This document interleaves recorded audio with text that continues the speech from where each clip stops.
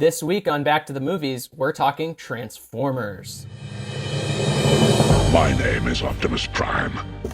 We are autonomous robotic organisms from the planet Cybertron. What's cracking, little bitches? Going back to the movies. We're going back to the movies.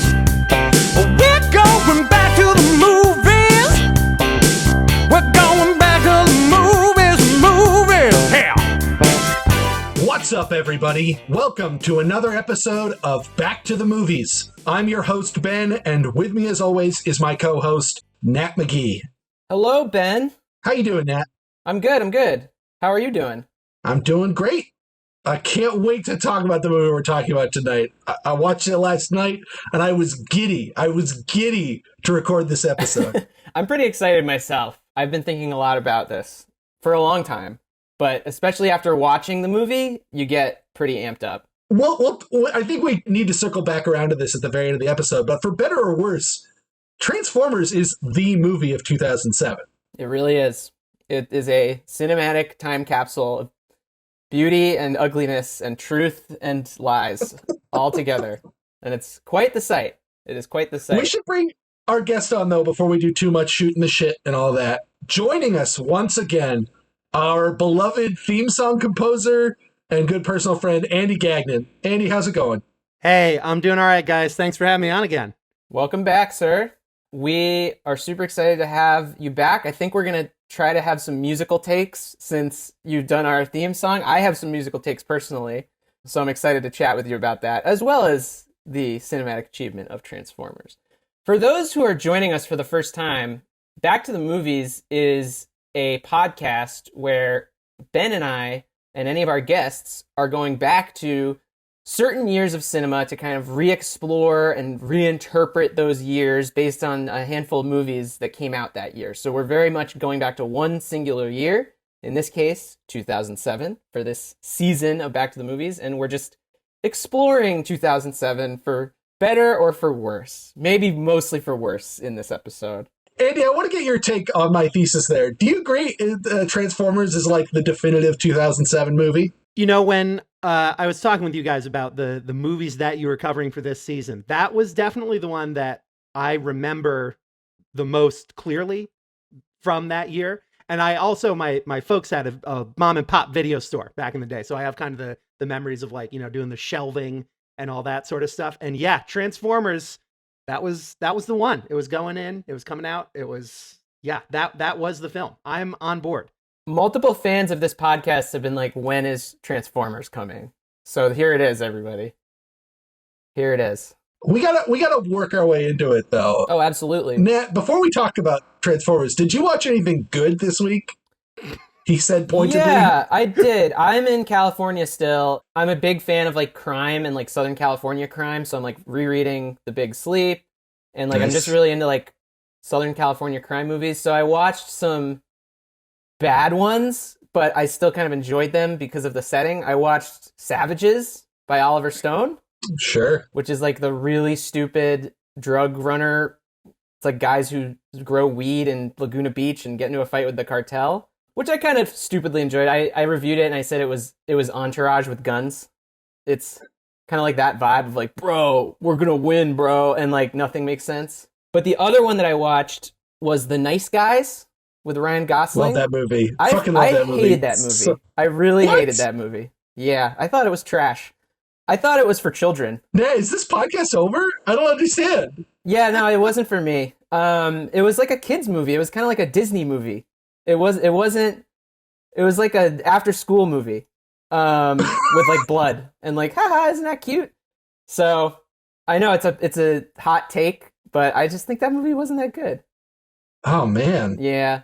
But I still enjoyed watching these Southern California movies, and I have a ton more. I made a list of the ones that I want to watch. Like, I want to watch like all the ones that I've missed out on because I think it's my favorite genre. Wow. What about you, Ben? You watched anything good recently? I did a little Twilight check-in. I watched Underwater with Kristen Stewart, a horror movie from last year about being underwater. With TJ Miller, right? Oh, yeah. TJ Miller was all over that one. Vincent Nice. Cassell.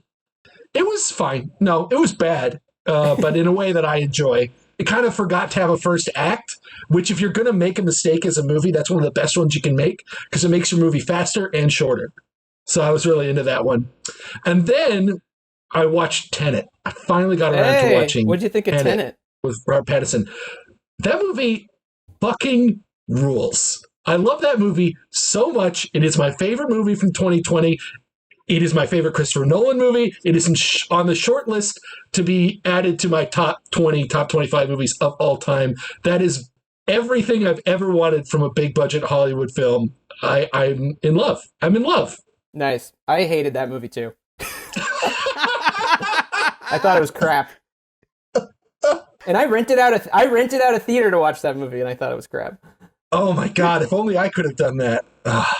Yeah, but that's the fun part of this podcast. We have different takes. Andy, did you watch anything good this past week? Well, I just watched Transformers, so... Hey, perfect. We happen to be doing an episode on it. That's great. Oh, fantastic. Hey, should we talk about it? Mm-hmm.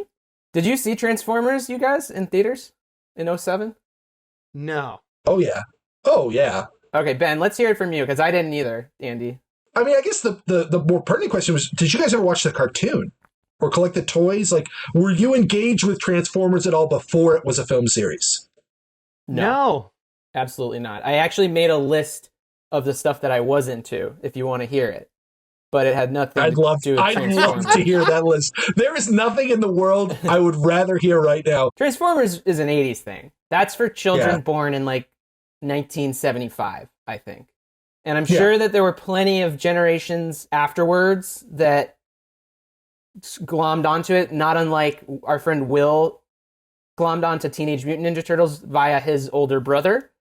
But this is like one of the OG, like, toy cartoon bullshits, right? It's a classic Gen X franchise. I'm glad you brought up Teenage Mutant Ninja Turtles because that comparison is very apt. Yeah, so I didn't even know really about Transformers at all. Like, I was totally hundreds of years after Transformers made its mark. You came across a cave and you saw paintings. Yeah, exactly. You're like, what are these robots that turn into cars? Yeah, so I'll make this quick, but my list was the first one that I got duped. And all of these I was basically duped into as a child because of people being able to, like, advertise to me. First up was Power Rangers. When I was like 4 years old, that was the cool thing. And I don't remember anything about it. I don't have any nostalgia for it. It was like visceral, just like as a little tiny kid, I liked it. I mean, you did go to the Power Rangers movie in 2016 opening day dressed as your favorite Power Ranger, didn't you? No, I didn't. I didn't do any of that. There's kind of a trend in this because, like, I haven't been hyped up for any of the movies that they've created based on all of these properties. Like, I just don't have that urge of, like, oh, I need to see the movie. There's one exception, though, but I'll get to that. So next up was Mighty Max, which was Polly Pocket for boys. That was like, it was like these little tiny play sets, and they had a TV show, and I was into that for a while when I was like 5 or 6. And then the big dog that I would go see a movie if they did a proper one, none of the bullshit they've put out so far, was Pokemon. That was the one for me. I had the cards, I watched the show, I played the video game, I was a Pokemon consumer, and I will go see a $200 million version of Ash Ketchum. I do not give a shit about Ryan Reynolds as No, I don't care about that. I need to see Ash, Brock, and Misty in order for them to trick me into going to see a terrible movie of Pokemon. Gotcha. And then the one last one was I was really into Lego, and like I was into the Lego like bullshit rip-off Lego versions of like Indiana Jones, like they had the Adventurers. Yeah, Johnny Adventure, whatever the fuck his name was. The Alpha Team and the Rock Raiders and the Time Cruisers. The Rock Raiders. I was really into that stuff, and I'm really glad that I was because like it feels a little more pure. Like it was just Lego's rip-off of Indiana Jones. So I was able to kind of impose my own stories onto it without, watching a Saturday morning cartoon. But once again, the Lego movie didn't excite me because like Batman was in it. And I was like, this is just a Batman movie. This isn't even Johnny Thunder. Where's Johnny Thunder at? So, with that said, that's my history of this Transformers shit. I think we all have our own version. Who were your toys, Andy? Who were your toys? The Pokemon craze definitely was right in my sweet spot. The cartoons, the Yeah. cards, the game. Yep, that was right up my alley. Yeah, Pokemon owned. If you were a kid, like an 8-year-old in 1998, it's Pokemon. What are you And gonna if you do? were like a weirdo kid, you were into like Digimon. Mm. This guy. Yeah, exactly. Oh, Point there point proven.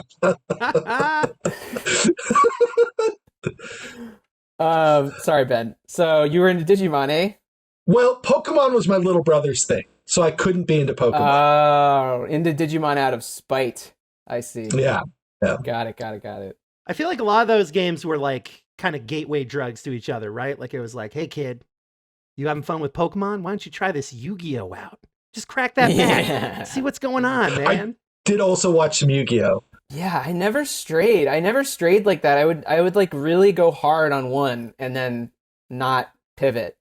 Well, see, the problem was I was introduced to Magic the Gathering when I was 7, and there was no TV show of that. So I had to, like, that was my game, and then I had to have a different TV show. So I kind of tested them all out. Got it. Yeah, I think it's a really... I don't want to talk about this for too long. I want to get to Transformers the movie. But, like, I think that, like, the video game element of all of this shit was way huger than it was in, like, 1984. Because, like, then you had, like, an Atari shitty game, and that was it. But, like, once it was, like, a Game Boy, like, you're fucking on crack with Pokemon. It's a new level. They got you going and coming. Yeah. But so, Ben, you went to go see Transformers in 2007. Oh, yeah. You were hyped It up. was a big movie. Yeah. It had robots in it. It was produced by Steven Spielberg. You know, it was directed by the guy who directed The Rock. There was no way I wasn't going to see it. Yeah. And did you enjoy it then? No. No. I'm sorry. I was a defender of the film to some degree. You know, I really hated the sequels, but I would early on argue that at least the first one was watchable. Yeah. Andy, why didn't you go to Transformers back in the day? I think I just never got around to it, honestly. You know, just other stuff going on, and you know, for me, it was I could always catch them when they came out on DVD Right. with the store. But I don't know, that never really spoke to me as an archetype of movie that I really like needed to go out of my way to go see. Like maybe if some buddies were going and seeing it, but Yeah. I don't know. It's not really up my alley, or up. Boy, that would have been like 16-year-old Andy's alley. Yeah, I feel like it's kind of designed for like 14-year-olds or something. Like maybe if I had been born like 3 years later, I might have really liked this and it might have hit a chord for me. But I too was like not that intrigued, not that into it. And I had also earlier that summer of 2007 been burned by multiple big budget action movies that like I hated. So I think by the time Transformers came out, I was just kind of like, I'm not dealing with this. I don't need to see that. Because it was the summer of Spider-Man 3 and Pirates 3, which they're all gonna get their own episode, but like I was exhausted by the time Transformers came out in July, and I just think I couldn't deal with it. That was the right call. This movie is exhausting Yeah. in and of itself. But I have a cringe story, which is that when the second one came out, I felt like I had missed out on the greatest, most important cultural achievement of 2007. So I felt like morally obligated to get like the Blu-ray of Transformers and watch it like 4 hours before going to see the second one in IMAX. And I just remember like it was the definition after watching both of those back to back and one of them being in IMAX, like the definition of feeling like shit. I felt like total shit after doing that to myself. I had a headache. I felt awful. All right. I have to say something up top here. It sounds like none of us liked the movie back then. I'm assuming none of us particularly like the movie now. Yeah. I admire little portions of it. I came to a decision as I was thinking about this episode and after watching the film. And I don't want to just be the guy who comes in here and shits on all of these beloved childhood franchises, all these Gen X properties. The guy who's like, oh, TMNT sucks. Transformers sucks. So I'm going to try and be at least a little bit positive about this movie. And what I've decided is to view this movie either because it is intentionally doing this, which I think you could make an argument that it is, or just because it's a more healthy attitude as the heel in a wrestling match. This movie wants you to hate it. Oh. And it's really fun to hate this movie. Yeah. Like, it's sort of what the movie's going for. I don't think Michael Bay particularly likes us, the people watching it. He hates us, and he wants us to hate him back. And God, if you come at it from that perspective, this movie is a blast. Wow. I can get down with that. I was going to ask, like, do you have a favorite dumb, nihilistic movie with awful characters that you don't even need to like or identify with, but you still enjoy?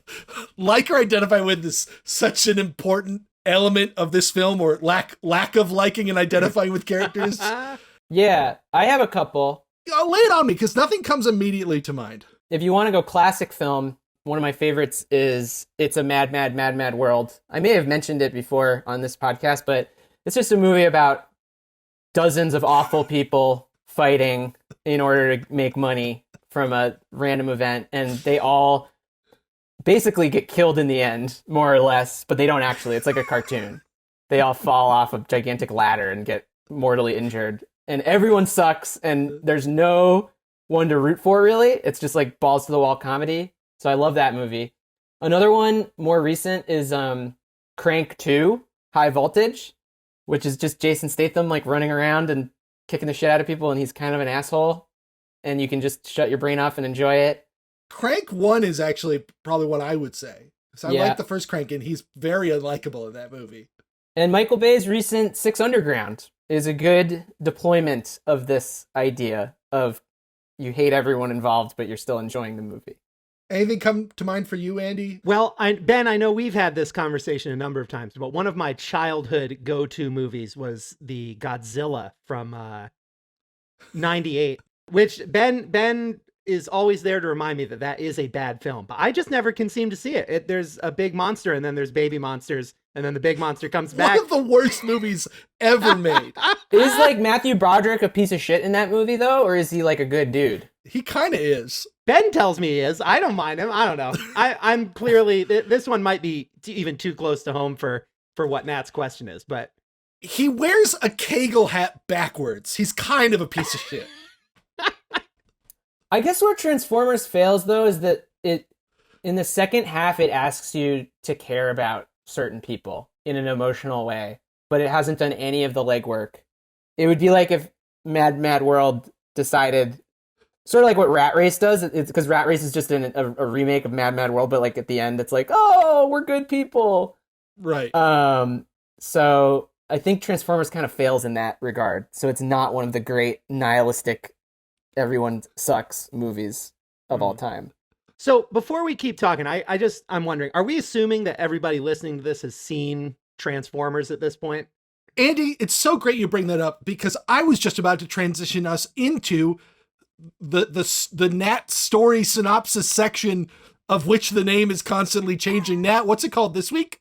Oh, how about the Rubicon? Nat's Rubicon, where he recaps the story of the film for those who haven't seen it or haven't seen it in a long time in under a minute. Oh my God. Yes. And I'm ready. Nat, do you want a challenge round? I've been giving you challenges each time. Do you want one for this one? Because I got a great one. Sure. You have to name at least 3 Autobots and at least 3 Decepticons. Oh, I can almost do that, but I can't. I can't give Maybe you it'll a come to you in the moment. Don't doubt yourself until you get there. Okay. I'm ready. All right. On the count of 3. 3, 2, 1, go. So a guy named Sam, a young man, gets a new car for his 17th birthday or whatever, and he realizes that his car is an alien robot named Bumblebee. And the alien robot is looking for a cube that can recreate alien robot life or destroy all life on the planet. So there are evil robots that are from the same planet called Decepticons, one of them being Starstream, and one of them being Close. Ultron, or no, Megatron. He's the big bad. too They're trying to good. track down the thing too. Then Bumblebee calls his friends, the other Transformers. There's Optimus Prime and there's Jet or Jazz, and they all fight, Jazz, yeah. and they get the cube, and they destroy the cube, and the end. And also Megan Fox is there. Great. Really good. Wow. I'm only a little bit disappointed that you didn't know those classic Decepticon characters: Barricade, Yeah. Frenzy, Devastator, No, I didn't have any of those. Scorpknock. The only two that make an impact are Starstream and Megatron. Just because our listeners will comment, it's Starscream. Starscream. Yeah. So yeah, it's a big action romp. And there's lots of explosions. There's also 20 other characters that I didn't even mention. I was Yeah, spending so John much time Turturro. trying to figure out how to incorporate 6 names, which is All impossible. right, you're right. That was a bad challenge. But yeah, there's army guys, there's hackers, there's a huge cast. Oh, shit, I forgot about the hackers. There's a huge cast. And they're all trying to help or hinder the Transformers. Great. That was really great. That was I it. got nothing. That was the whole. Yeah. That was like, you might as well. You can just stop listening. That was the whole film. Let me ask you guys a question. Are the Decepticons in the movie looking for the cube, the Allspark, Yes, they are. or are they looking for Megatron? I think they're looking for the cube. And so Megatron is just a coincidence that happens at the end of the movie. It's just like lucky that he's the same place as the cube, so Yeah. that they're able to free him as well. Yeah, it's kind of luck of the draw because the government put him in the same spot as the cube. Except when Frenzy gets into Sector 7, the secret facility under the Hoover Dam, he goes straight for freeing Megatron. He doesn't try and get the cube. Well, maybe Frenzy can't convert the cube because he's too small. So he He goes can't for shrink it Megatron. down to the little cube. Yeah, Why is the cube big only to become little? because it's cool. Here's my thing, Ben. I was thinking this stuff during, and I feel like there's so much out there already of like questions people have asked of this stuff. So like, I'm really trying to not ask those kinds of questions. You go ahead, but I'm just like, this has just been done to death. This is what I'm talking about, though, because I think Michael Bay, it's not that he doesn't want me to ask those questions. It's that every time I ask one of those questions, he goes, "Fuck you, nerd." It could be, which honestly, I don't mind. I think that's kind of great. I got so much Michael Bay stuff to talk about. I can't wait. Yeah, Man. I wanted to talk about our personal history of Michael Bay as well. Do you like Michael Bay? Andy, you got to go first. I mean, when I think of Michael Bay, I just think of feeling gross. That's kind of the Yeah, overall thing. that's true. I don't really remember like that much of what he did. It's just sort of like an ambient presence in my awareness of the movie world. It's Michael Bay's out there, and I just kind of go, ugh. I stop thinking about it. Yeah, I kind of agree, but I also appreciate that he exists. And I think when it's done right, I really enjoy what he has to offer, which is just sick cinema. He does it on such a grand scale that you can't help but admire it, especially compared to like a lot of his peers in the multi-million-dollar action movie world. And like, I've seen most of his movies, which I didn't even realize. I looked at like my letterbox and I was like, wow, I've seen almost all of these other than the Transformers sequels. I was going to say, have you seen the 5 I Transformers haven't sequels? seen the Transformers movies because like, 4? I think that when he's neutered by the rating, it falls apart and isn't as fun. He has to be rated R, except for Armageddon, I think is the one exception. I think Armageddon, he hit the sweet spot. Sure. But yeah, for me, it's got to be R. The thing about Michael Bay is there was a time when he was heralded as an important and exciting new voice in cinema. It's a joke now, and it had as much to do with the limited library as anything, but Armageddon and The Rock are in the Criterion Collection. Like, in the 90s, when this guy is starting out and he's directing these extremely visually accomplished films that are so dynamic and exciting, people hadn't seen anything like it. Like, it was really radical and exciting. And he was an exciting filmmaker. Yeah. And I don't know. I mean, it's not just Transformers. It's also Pearl Harbor. It's his whole run in the 2000s where he goes from Pearl Harbor, which is critically reviled and a snooze fest, to The Island, which is his only bomb up to that point, a movie that nobody cared about or went to see, although I actually think it's okay. I like it. And then Transformers and the Transformers sequels, like he imploded over the course of that decade as an artistic voice. Not as a successful filmmaker. He's still an incredibly successful filmmaker, although it looks like maybe now he's been relegated to making streaming films. Who knows? Since we've gotten into it, let's just quickly run down Michael Bay's career before Transformers. Well, he'll be our intro into the book report corner. Okay. A lot of this is well known, but if you aren't as immersed in film ephemera as us, you wouldn't know this. But he gets to start directing commercials. He directed the first Got Milk ad. It's a really iconic ad. There's a trivia contest on the radio about who shot Alexander Hamilton. And there's like a guy sitting in a Hamilton museum eating a peanut butter sandwich. He tries to answer the phone and tell him it's Aaron Burr, but his mouth is too full of peanut butter and he's out of milk. And it launched a whole cultural sensation. Everybody knows Got Milk. It became a whole campaign. Yeah, and it's such a great statement for Michael Bay's career. He's like, fuck nerds. It really is. If you watch it, you're like, wow, it started right then. He fucking hates this guy who's in this Hamilton museum. He hates him so much. Yeah, and he punishes him. He then has a killer 90s. We already talked about The Rock and Armageddon, but it starts with Bad Boys, which is a huge hit too, and launches Will Smith's career, is a really important film in its own right. Yeah. But his 2000s are a bit rockier. And prior to this film, he's kind of had these ups and downs. It goes Pearl Harbor, which is a down. Bad Boys 2, huge success. Island, first flop. So he's looking for something safe when Transformers falls into his lap. We'll talk about the story of how he got on the project of Transformers a little bit later, because I watched this behind-the-scenes documentary, which was phenomenal. It was one of those documentaries that is so revealing in ways that you can tell the subjects never intended. It was such a clear treatise on who Michael Bay is as a film director, even though it was designed to just be a PR puff piece. And I cannot recommend enough. It was on YouTube. It was 50 minutes long and it was chef's kiss. So good. So I'll be referencing that quite a bit later in the episode. But before we get into that, we got to talk about the other chief creators of the project. The film was executive produced by Steven Spielberg. His name was all over the advertisements for this when it came out. I remember that so clearly. I saw this movie more because of him than anything else. And this was him just acting as leveraging his clout to get a big budget film made in the biggest possible way. It sounds like from everything I've seen, he was really involved in the production, even though he was listed as an executive producer. Yeah, and it's funny because this movie tries to do some Spielberg stuff in the first half, and then it just abandons it entirely.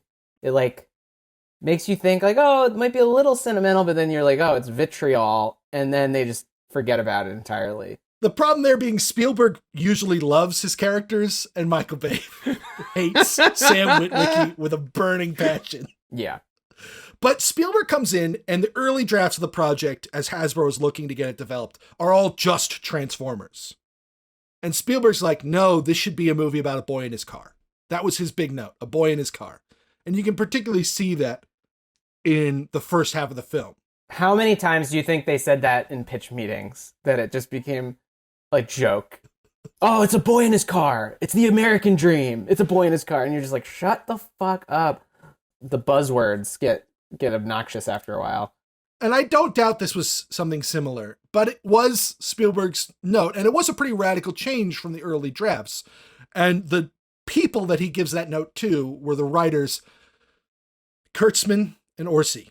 Alex Kurtzman and Robert Orsi. You guys have heard these names before, right? No, Ben, I don't keep track of all these filmmakers like you do. I really only think about directors because I have ADD, I think.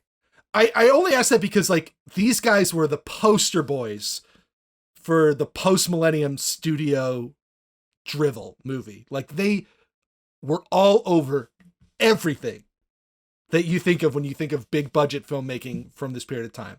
They wrote The Legend of Zorro, the Mask of Zorro sequel that sucks. They wrote Mission Impossible 3. They wrote this film and its sequels. They wrote Eagle Eye. They wrote Watchmen. They wrote Star Trek and Star Trek Into Darkness. They wrote Cowboys and Aliens. They wrote The Amazing Spider-Man 2. They wrote the 2017 Mummy movie. This is an iconic writing duo who, in my opinion, has never written a well-written film. I mean, they're probably just really good at schmoozing and really good at hitting deadlines. Kurtzman's an interesting figure because we've actually talked about him before in this season. He was one of the founders of KNB, the special effects house that did the effects on Planet Terror. They were also the effects house that did the practical effects for this film.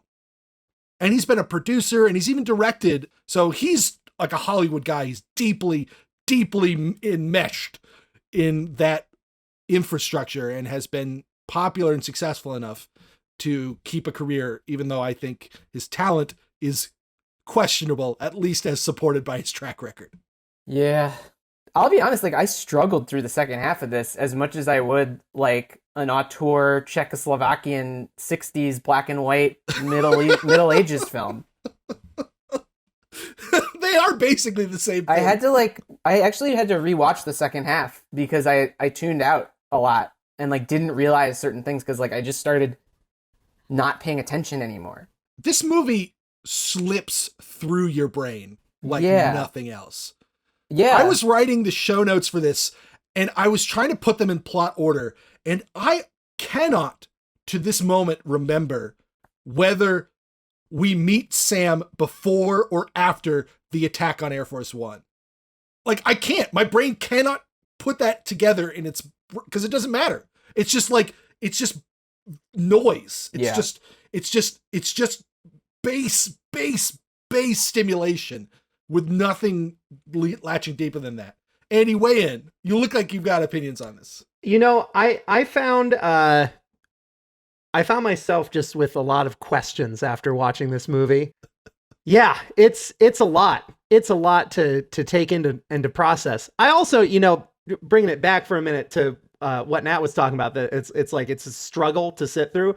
I would also just note to the listeners that it's arguably, you know, 3 of the target audience dudes who are saying that.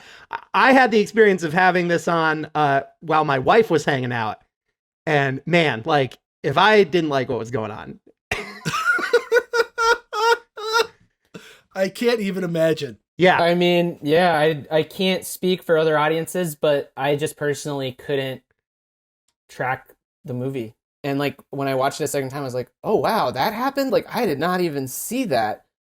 Yeah, it's just a lot. And I wish I had seen it in a movie theater, because I feel like that would be the optimal place to experience this movie, especially because it's got really cool sound design. That is one of the things that I think is great about this movie, and, like, kind of original and interesting. So I wish I had experienced it properly, hype weekend of opening, because I might have at least gotten something out of that. But yeah, watching it now, it's just like pixels. It's pixels on a screen for the second half. It's so much. So. Pixels on a screen. They should have put that on the poster. Yeah. Can we talk about the movie Transformers, like the making of it a little bit more beyond Michael Bay? Well, that's all I really had for the book report corner. We can talk about some other elements as we get into the text of the film, unless you had something you wanted to talk about. Well, I wanted to mention the trailers for this movie. There's 3 trailers and I watched them. I love trailers. The trailers for this movie are masterpieces. All 3 of them together. I remember the teaser trailer, which is they almost like they play in the movie. It's the Mars rover ship. The teaser trailer is the Mars rover showing like a glimpse of Optimus Prime or whatever at the very end. And it's very serious. It's super serious. They're playing it completely straight. There's no inkling of the fact that this is going to be the dumbest movie ever.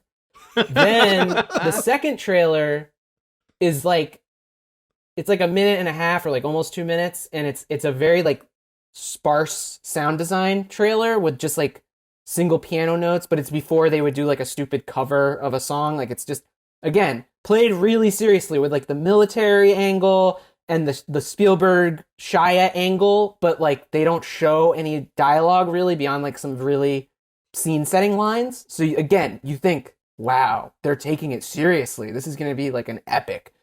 And then finally, trailer 2 is like the more traditional trailer with like the Linkin Park song. But at that point, you're already pretty hyped. Like, this was a great time in history to like get really hyped for movies that were not very good, but like thinking they were going to be masterpieces.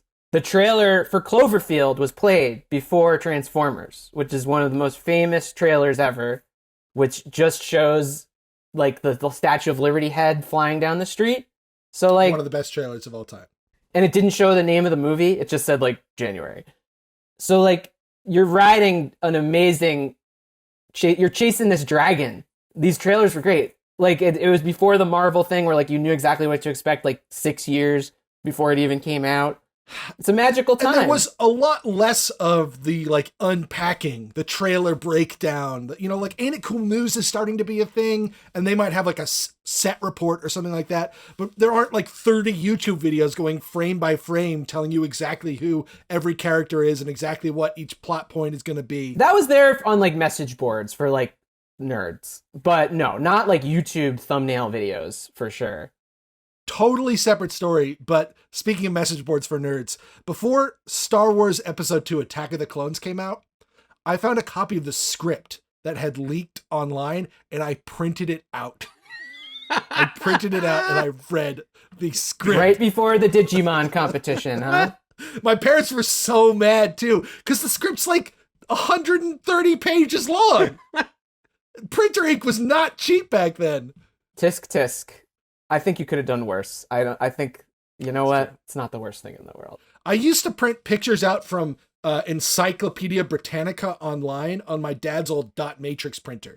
I would print out pictures of Vikings and stuff like that.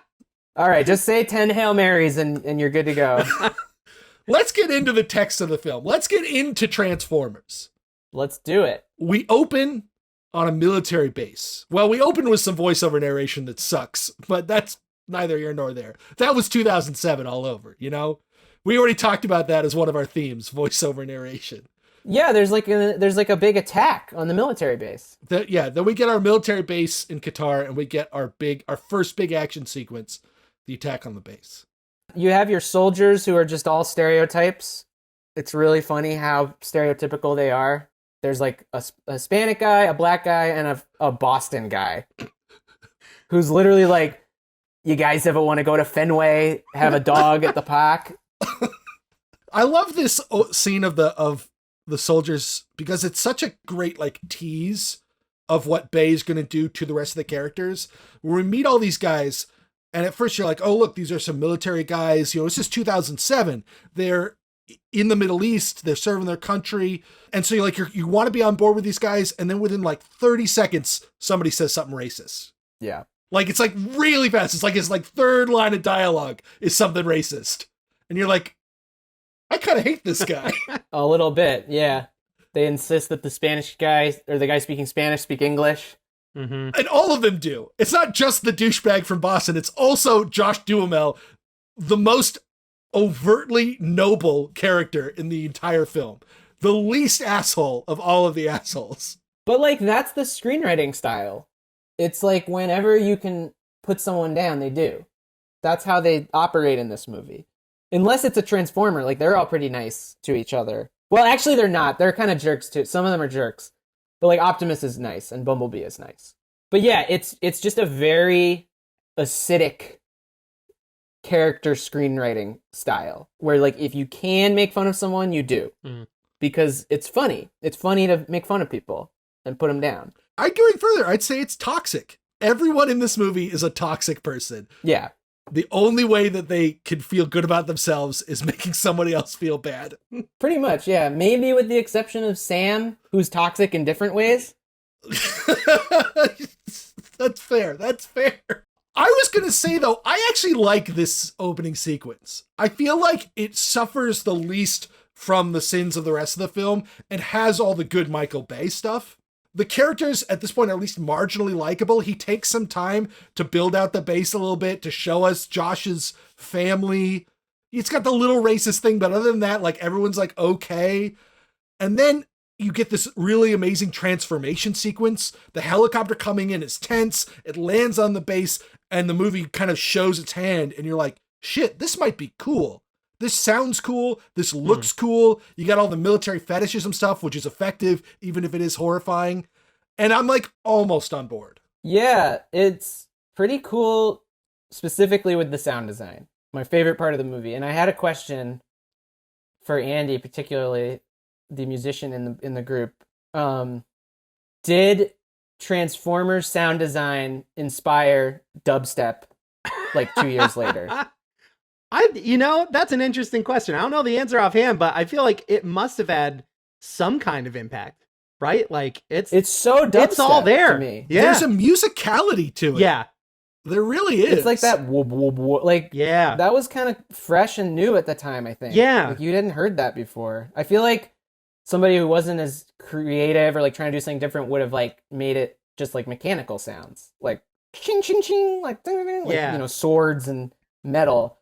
But they went with this cool wub dub stuff. Yeah. And I love it. Well, I was doing a little bit of research into the sound design, which is also my favorite part, and honestly is the reason I'm here, was just to maybe say one good thing about the sound of Transformers.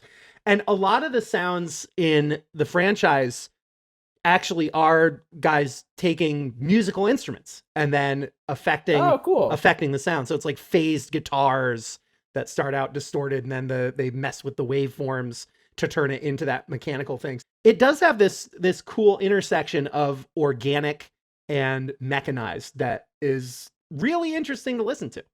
I also watched a little bit of the cartoon just to get a little context from like the 80s, and that also has cool different sound design. So maybe that also partially inspired it, but I just feel like dubstep may have been like somewhat of a reaction to partially the cool sound design in this movie. Then again, I know nothing about the history of dubstep. It's just a guess. I wonder how many Transformers dubstep songs there are out there. Probably a lot. Or how many dubstep songs sample Transformers. The definition of dubstep on like Urban Dictionary, I remember, was like the sound of Transformers having sex. Like that's what dubstep is. Nice. It's a great description. That's what they'll teach the kids in their theory classes like 100 years from now. I'll be in the textbook. Exactly.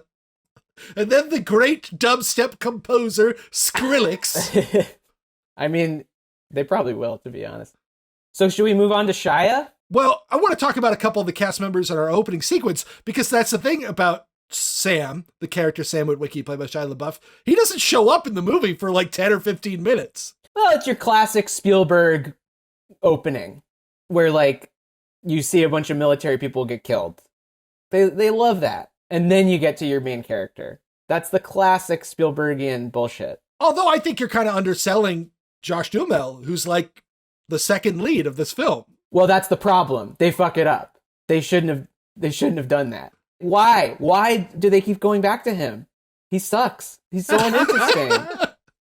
So that Michael Bay can shoot more slow motion, golden hour lit military technology. Right, but it's like a fail. I'm just saying that like it reminds me of the Spielbergian thing where like something crazy happens, but then we go to a normal person. It's like the opening of Close Encounters, right? Which has this incredible opening sequence that's totally divorced from the rest of the movie and has characters that you will barely see again. Or Arachnophobia, or any of those. This is more in the vein of something like Independence Day. Right. Where like we've got this huge cast of characters, and structurally the film is seeming to tell us that these are our main heroes.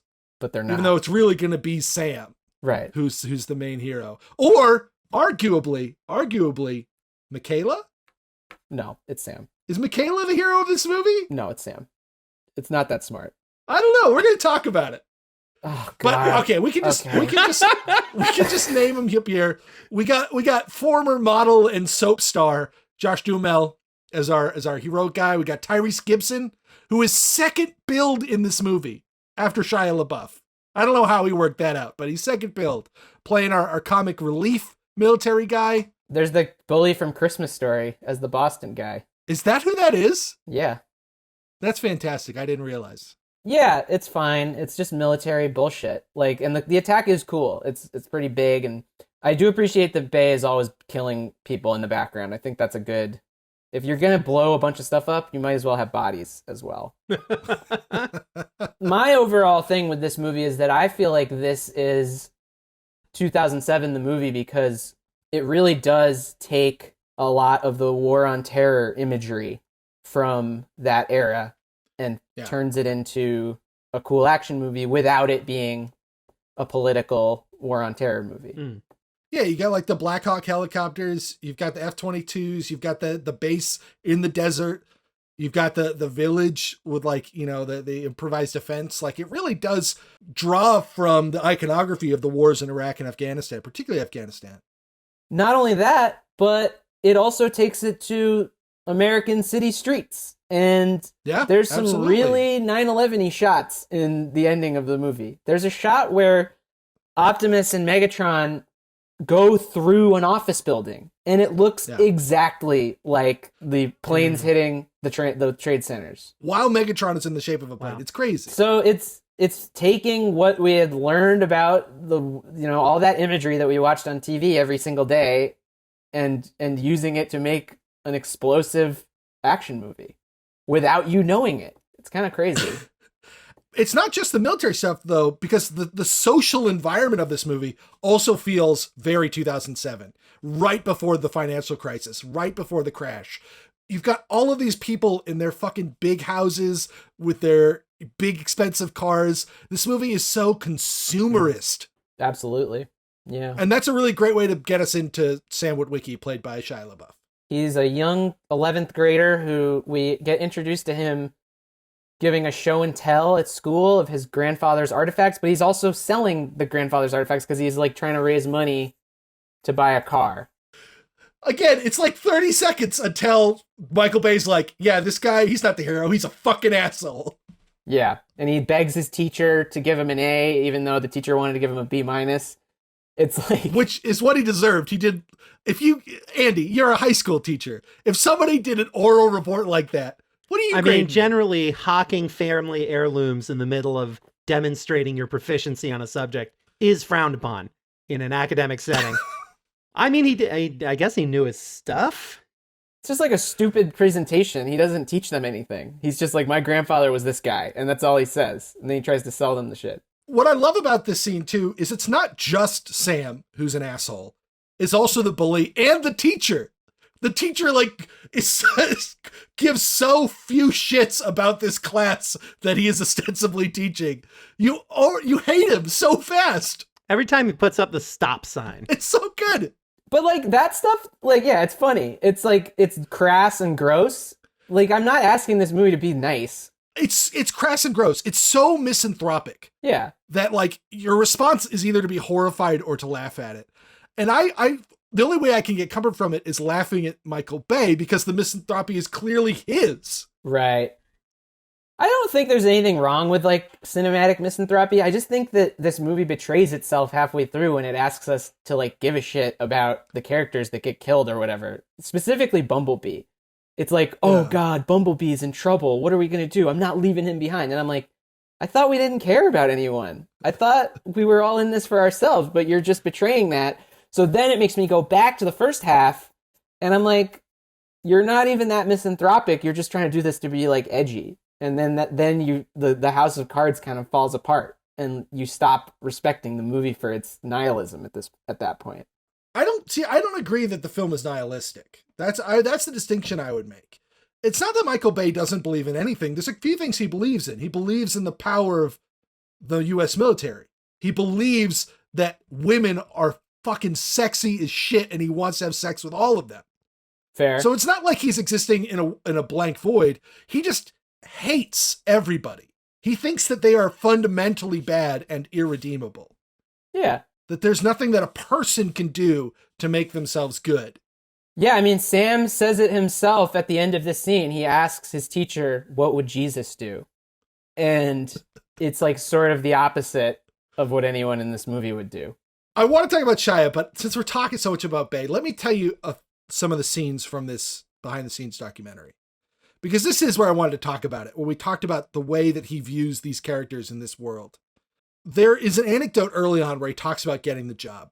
He's sitting in front of these high-tech monitors, and he's wearing his leather jacket, and he's got his perfectly coiffed hair.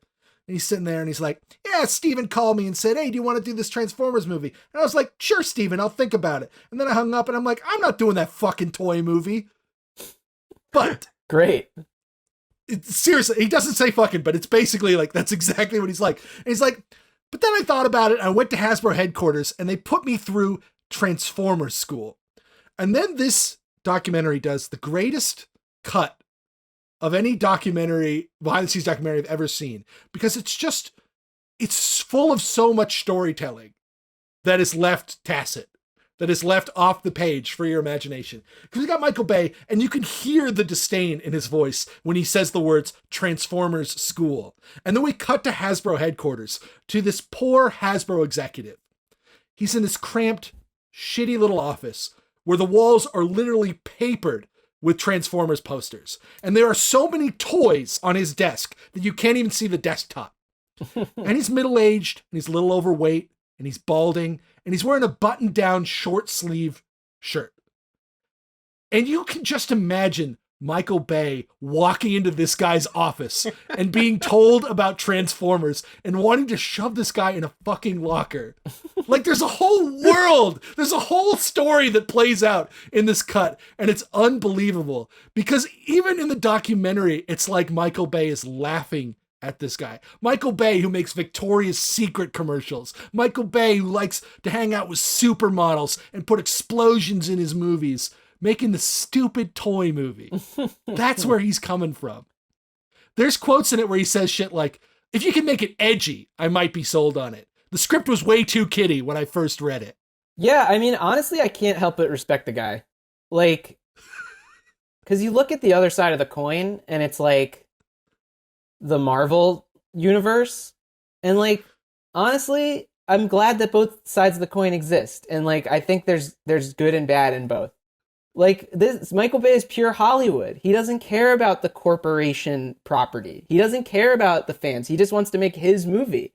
And like, I can't help but respect that. He would have never made a Marvel movie because they would have put too many restrictions on him. So like, even if I don't like the movie, I still respect the game that he's playing, which is that he's like, I'm an all-American asshole director. And he's playing a character. He's like, remember when we talked about Tim Burton and being like a weird goth dude? Yeah. It's the same thing. The one I think of is John Ford. Or John Ford, exactly. I feel like Michael Bay is trying to position himself as some kind of modern day John Ford. You know, who's like, I take no prisoners, I take no shit. I make the movies I want to make. Right. But I don't know, this is 2021. Like, grow up.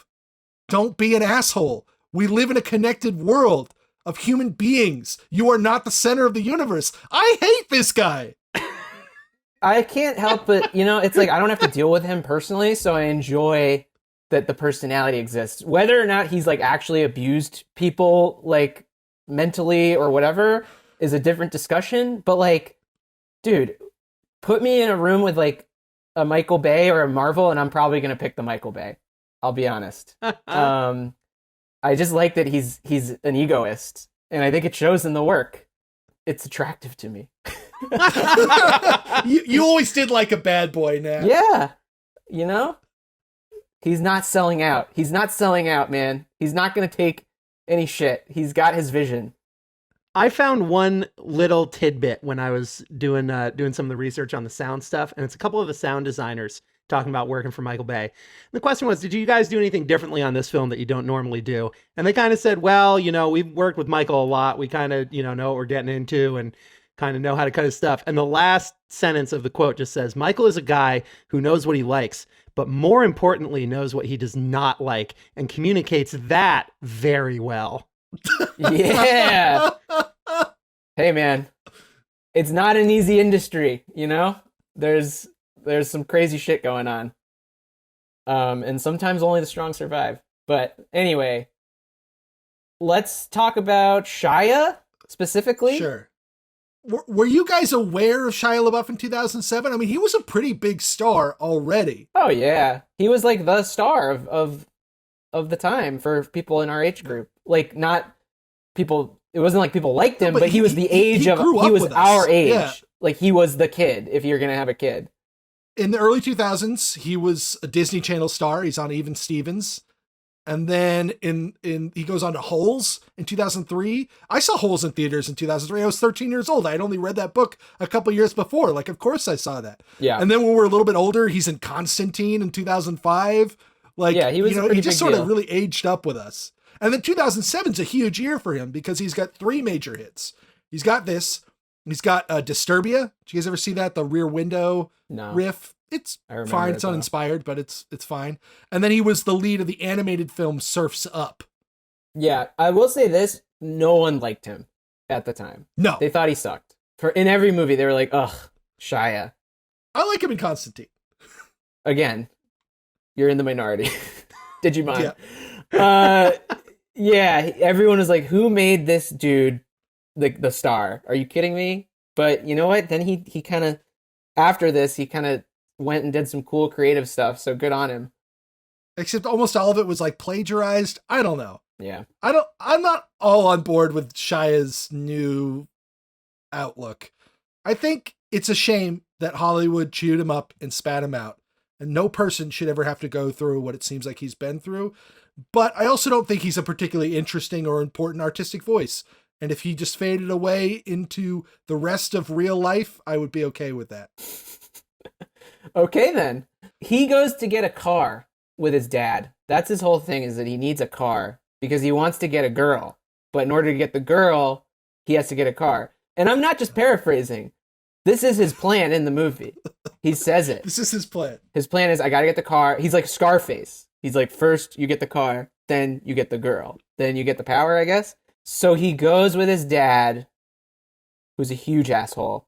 His dad's a jerk. He's such a fucking asshole. I can't believe it. His dad's my a real God. piece of work. Maybe the screenwriters or Michael were kind of putting their own fathers in. Maybe that's how you get such a toxic person. I don't know. But he drives him to the Porsche dealership and he's like, I have a surprise for you. And Shia's like, well, I'm getting a Porsche. And he's like, no, you're not getting a Porsche. Fuck you, my only son. I Yeah. hate you. And so he takes him to Bernie Mac. Bobby Bolivia's car dealership, played by Bernie Mac. And what a scene for the ages. This is the scene that I remembered the most from watching this movie in 2009.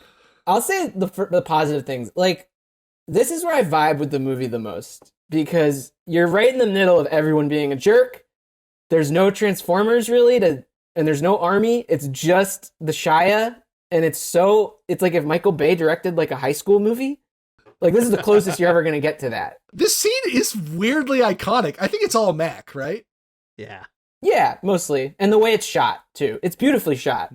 Like, it's so golden and yellow, and, like, the metal cars are shining, and it just reminds you of, like, summer when you're a kid, going to the shitty car dealership for your first car. And, like, this is where I see that Spielberg influence. Like, he's taking these iconic 17-year-old privileged white boy scenarios and, like, making them a Michael Bay Spielberg movie. And, like, it kind of works a little bit. But then it's really racist and really acidic and awful.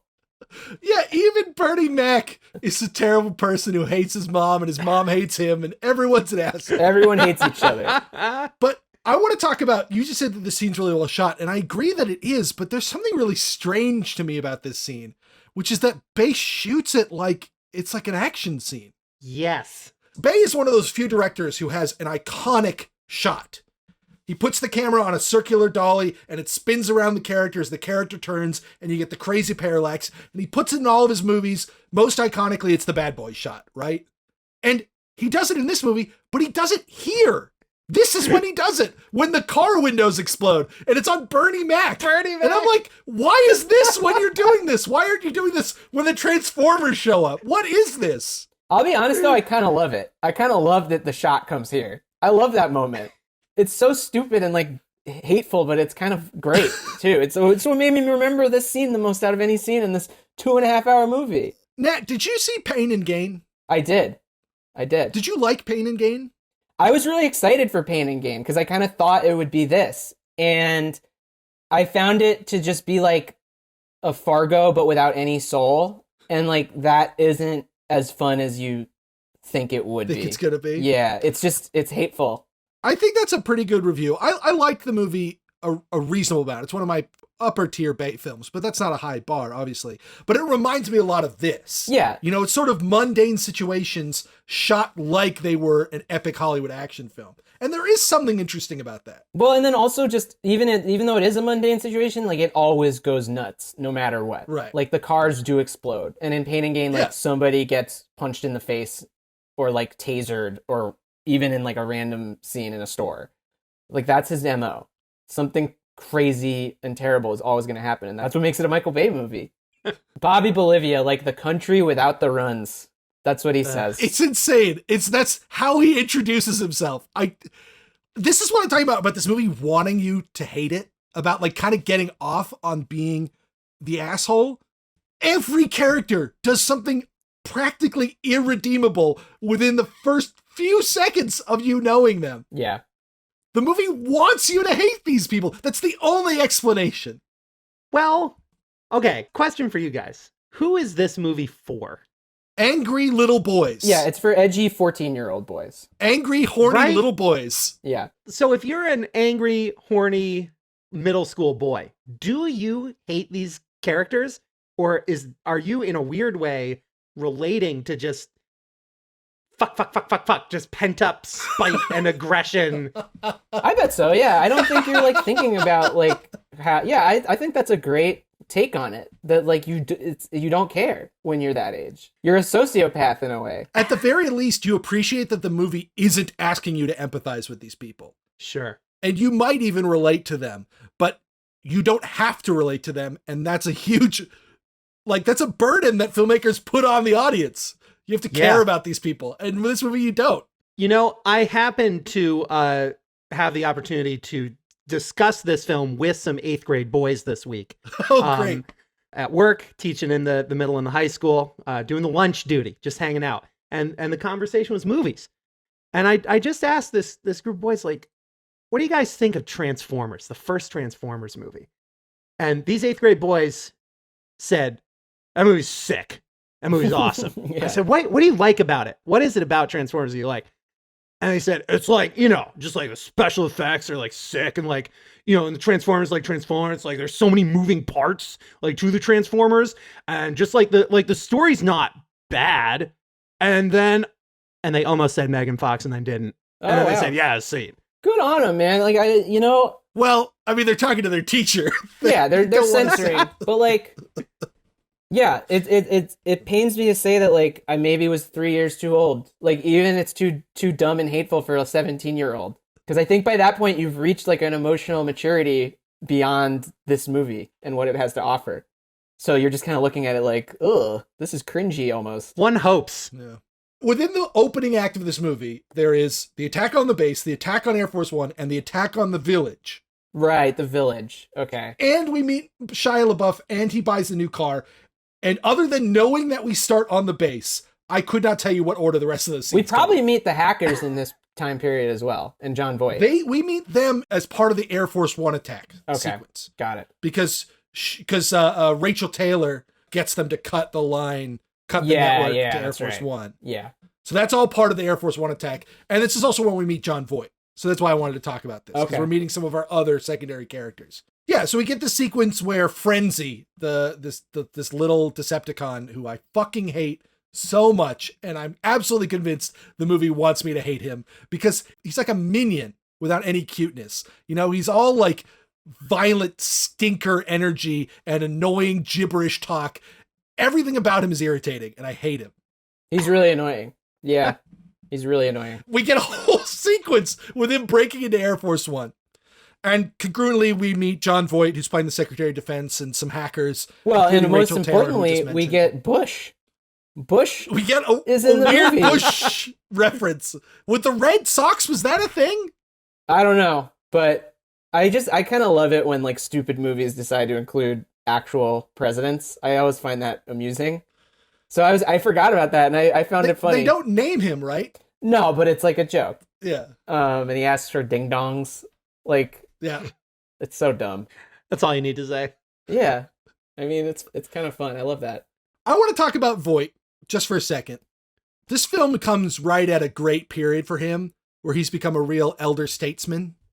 You know, you've got this whole run in the 2000s. He's like in the Tomb Raider movies. He's in Zoolander. He's in National Treasure. He's in the Manchurian Candidate remake. Like, he's really starting to pop up again. And like, this is the John Voight that I think of, not the John Voight of the 70s, you know, during his first heyday. Obviously, now he's become a major political lightning rod. And when I was doing some research for this, I read about a movie that he has currently in post-production that I wanted to get your guys' read on here. Jon Voight is starring as Chief Justice Warren Burger in a Roe v. Wade movie. Is this going to be like one of those shitty conservative movies that just like have a really shitty budget and only conservative actors? I'm pretty sure, because it's also got noted conservative actor Robert Davi in it, and it's written, directed, and stars a man named Nick Loeb. If you aren't familiar with that man, it's because he's not an actor or a director or a screenwriter. He is a financial guy. He's from like the world of finance. He's the scion of the Lehman family, of Lehman Brothers. Yeah, these are just like, these movies aren't even real. They're just like vanity projects. You see a trailer for one of them every year and you're just like, I would never, like, it just looks like ass. Yeah, I'm sure this one will be no exception.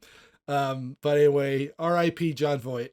I mean, I'll be honest, like, I think there's more conservative leaning movies than we realize. That it's just like a little more like coded or hidden.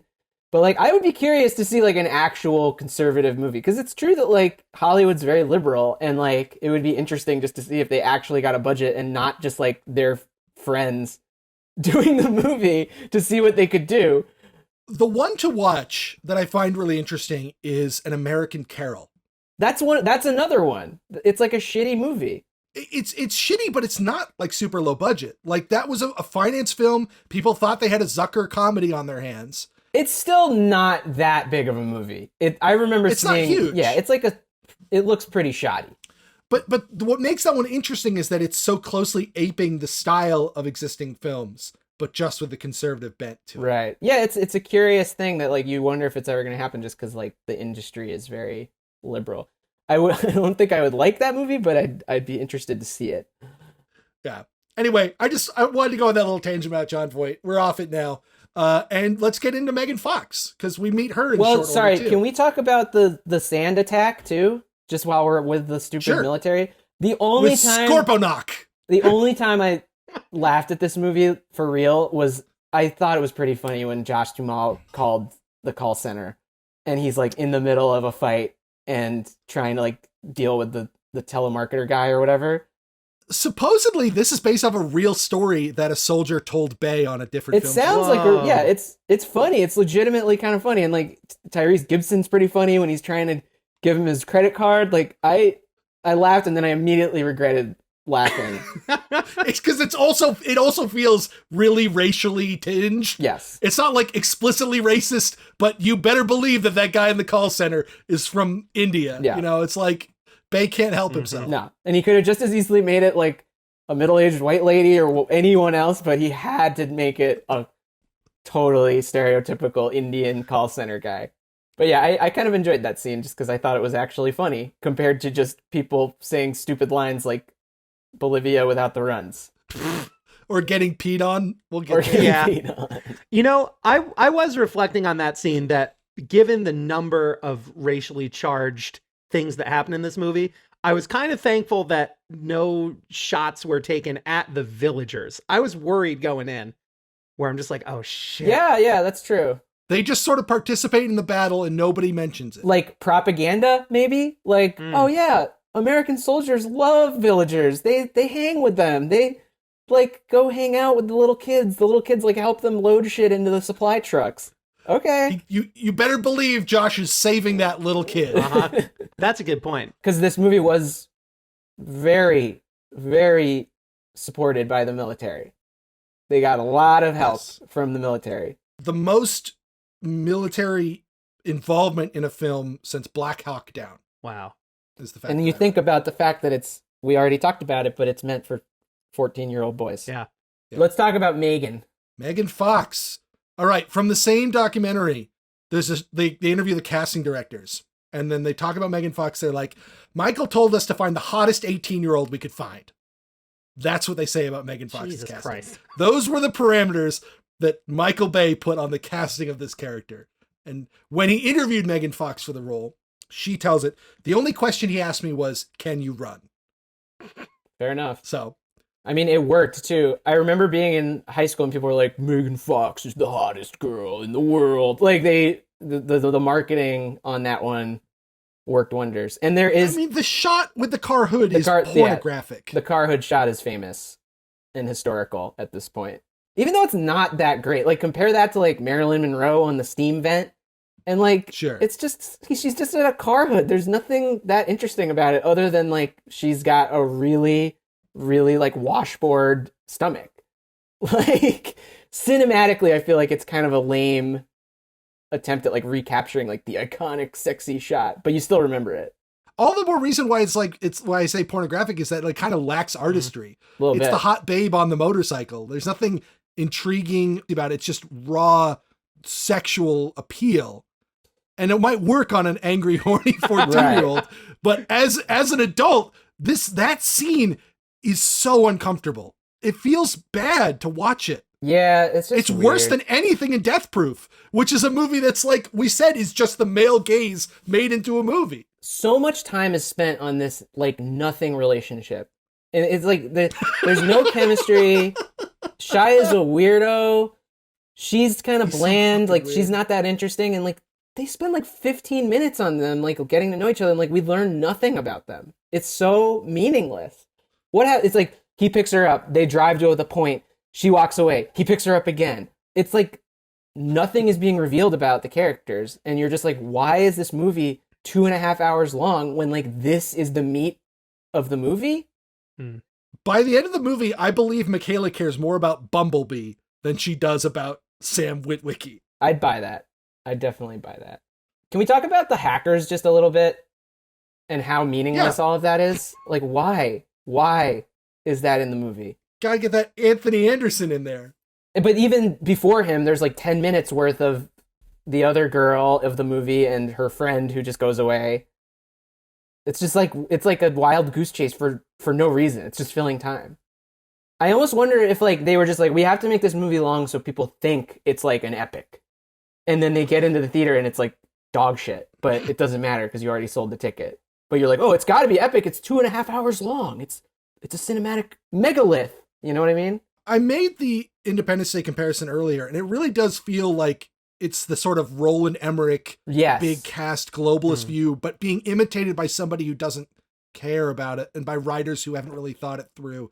Because it does feel like these characters are there so that they can get that shot in the helicopter later where they all come together and we're supposed to feel something about, like, oh, wow, all of these people are finally meeting. Yeah. But you're right. The hackers do nothing. She does literally nothing. There's just like random plot things that could have easily been resolved by John Voight or military By anyone. or whatever. Yeah. But yeah, Anthony Anderson is like the big section of this whole section of the movie. And like, it's just awful. It's like they saw him in really Harold and Kumar in his like 45-second thing where he's like, we're going to burn this motherfucker down. And like, it's just extended like 20 minutes and it's too much. It's perfect in Harold and Kumar. If you extend that for 20 minutes, it's really bad. Really bad. Well, I was gonna ask if it kind of helps balance the scales of just what our perceived target audience likes. Hot girls, cars, the army, tech stuff. I feel like if we don't have the hackers, Video we games. don't get to do tech stuff. We don't get to hear lines that sound smart but aren't really, and like do that side of teenage boyhood as much. I don't know. Maybe I might agree with you on that, but not in terms of tech. Maybe it's more just like funny fat guy screaming bullshit and like running and getting tackled by FBI agents invading his house. Like maybe Oh my God, that's that what's scene- funny. Plays so badly today. Yeah, it's awful. It's like almost disgusting at this point because it's not funny anymore at all. There's nothing. But yeah, and then like he's just like the guy who's like such an asshole and like he's fat and he's loud and he's obnoxious, and I think that might be what they're looking for because the tech stuff sucks in this movie. It's not even cool at all. It's really boring. that hacking bullshit when it just like pulls up the screensaver of Transformers writing. Oh, Yeah. it sucks. Compare that to Jason Bourne, where they actually show like hacking user interfaces that exist in the real world. Yeah, I mean, either way, it's not going to translate that well to film, but I think he's in here just because it's like we need a funny yelling guy. And like we haven't accomplished that with the already like 12 characters. 12. Yeah. This movie isn't loud enough yet. Let's make it louder. Hey, speaking of, let's talk about our first big Transformer versus Transformer sequence. Bumblebee versus Barricade. Barricade is the cop car Transformer. Doesn't it really say something that we've been talking for so long and we haven't mentioned a Transformer yet other than Bumblebee, like really briefly? Like, what is wrong with this movie? What's the name of the helicopter? Blackout? I don't even remember. I guess, yeah, we talked about the attacks. But, like, yeah, the good Transformers are barely in it until an hour into the movie. It's true. We still haven't actually met the Autobots yet. It's just Bumblebee. Yeah. They don't come in until an hour into the movie. I thought this might be a good time, Andy, to play your game, because what makes this sequence, in my mind, is the Barricade transformation. You've got the cop car threatening to run over Shia, and then before your eyes, you see this really complex transformation. You get this really incredibly sound designed sequence as it transforms into a Transformer, and it is the promise of the movie fulfilled. It's the live action Transformer.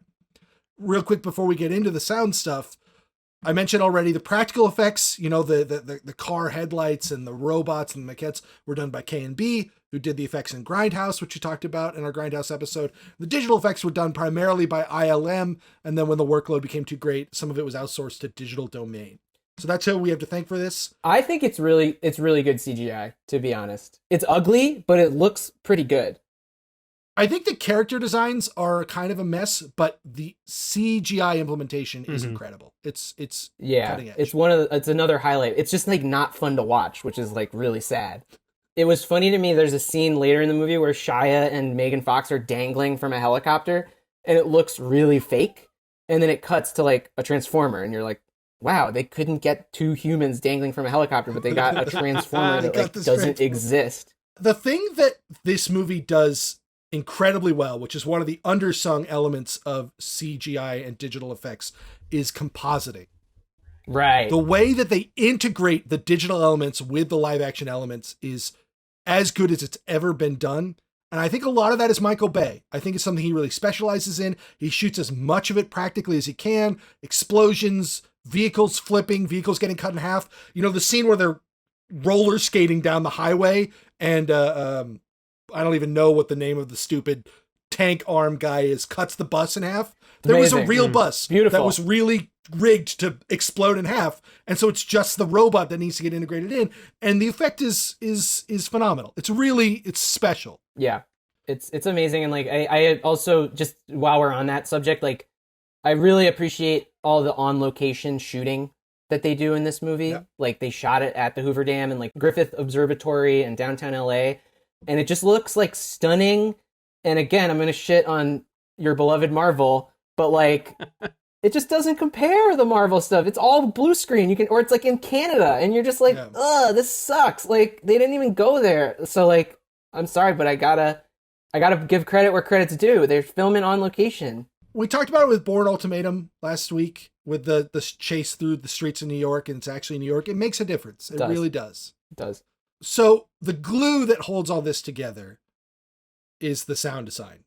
And Andy, you have a little game for us about the sound design, right? When I asked you what episode you wanted to come on, you did this thing.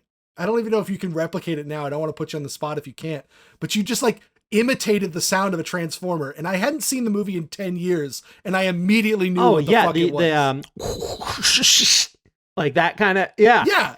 It's also, that's like the first sound in the movie. So iconic. Right. Yeah. Well, yeah, we were talking about sound design. I thought it might be fun with two heavy movie nerds to give you guys the challenge of name that movie sound. So I did a little digging and put together what a few different sources say are some of the most iconic movie sounds. So technology willing, what we're going to do is have you guys sight unseen hear the sound and see if you can identify it. And then I'm sure you two will have some good info for us about the movies and the sounds themselves. This is a better version of the game than you originally pitched to me. You originally told me we were going to have to try and identify the Transformer based off the sound of the transformation, which that would have been more difficult. I was trying to pay attention to it in the movie, and they all do have very different transformation sounds. but I don't think I could even name all of them, let alone name which one goes with which Oh, sound. I must have explained it poorly. I think I misunderstood what your plan was. I was like, oh, that's an interesting and very difficult game. I like that. Yeah, so we're stepping away from the Transformers movie for a second, but sound design is kind of the name of the game in the Transformers franchise. So, all right, we'll start with an easy one. We'll ease into things here. See if the tech works.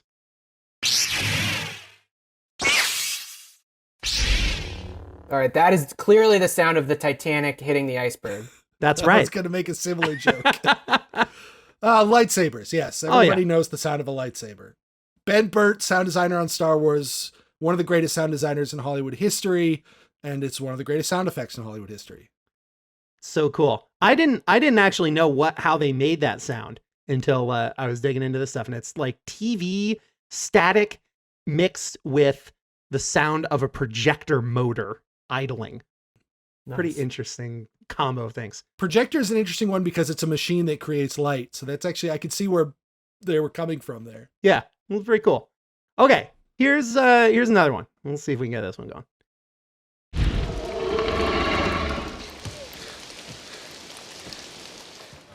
T-Rex and Jurassic Park. Yeah. Yeah. Oh, listen to that big boy. Growly. Yeah, man. My dog makes the same I sound was whenever. waiting for the big, Oh, the big. Yeah, where's the big? the bellow. Yeah. The bellow, which I Oh, love man. so much. The trumpeting Let's keep sound. going and see if it happens. Oh. Oh. That was just All an right, he's ex- in, Oh, I see you. He's beside the window right now. His eyeball's there. Yeah. There it is. Yeah. Isn't that wild? Like you can see it happening just like when you hear the I mean, I've watched that movie so many times. Nat is an avowed hater of Jurassic Park because he has no soul. Yeah, I just hate everything. But yeah, it's true. I can literally picture the shots of that film just from that sound. That's a lot of animal sounds. They combined like a bunch of different types of animals, put that together, tigers and walruses, and I heard the main one they used was a baby elephant. that does And sound they like an pitched it way elephant down. trumpeting. The main bellow, Yeah. like Definitely. maybe mixed a little bit. That's pretty sweet. All right. Let's just do one more. We'll do one more. This One more this second. one I didn't know much about, but then once I heard it, I realized that I'd heard it all over the place. So let's see. Okay, this one I gotta queue up a little bit. All right. Oh yeah, the classic. Wilhelm scream.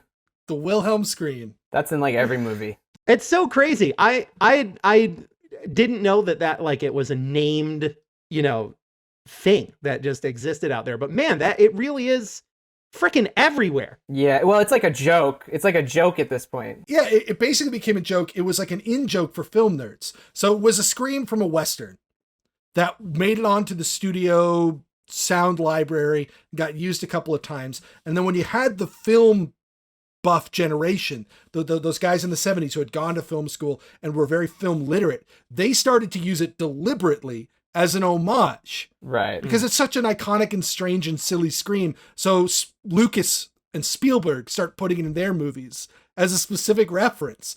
And then the next generation of filmmakers learns about this and they start aping it as well, to the point where now it's like almost overplayed. Like it takes you out of the movie when you hear it.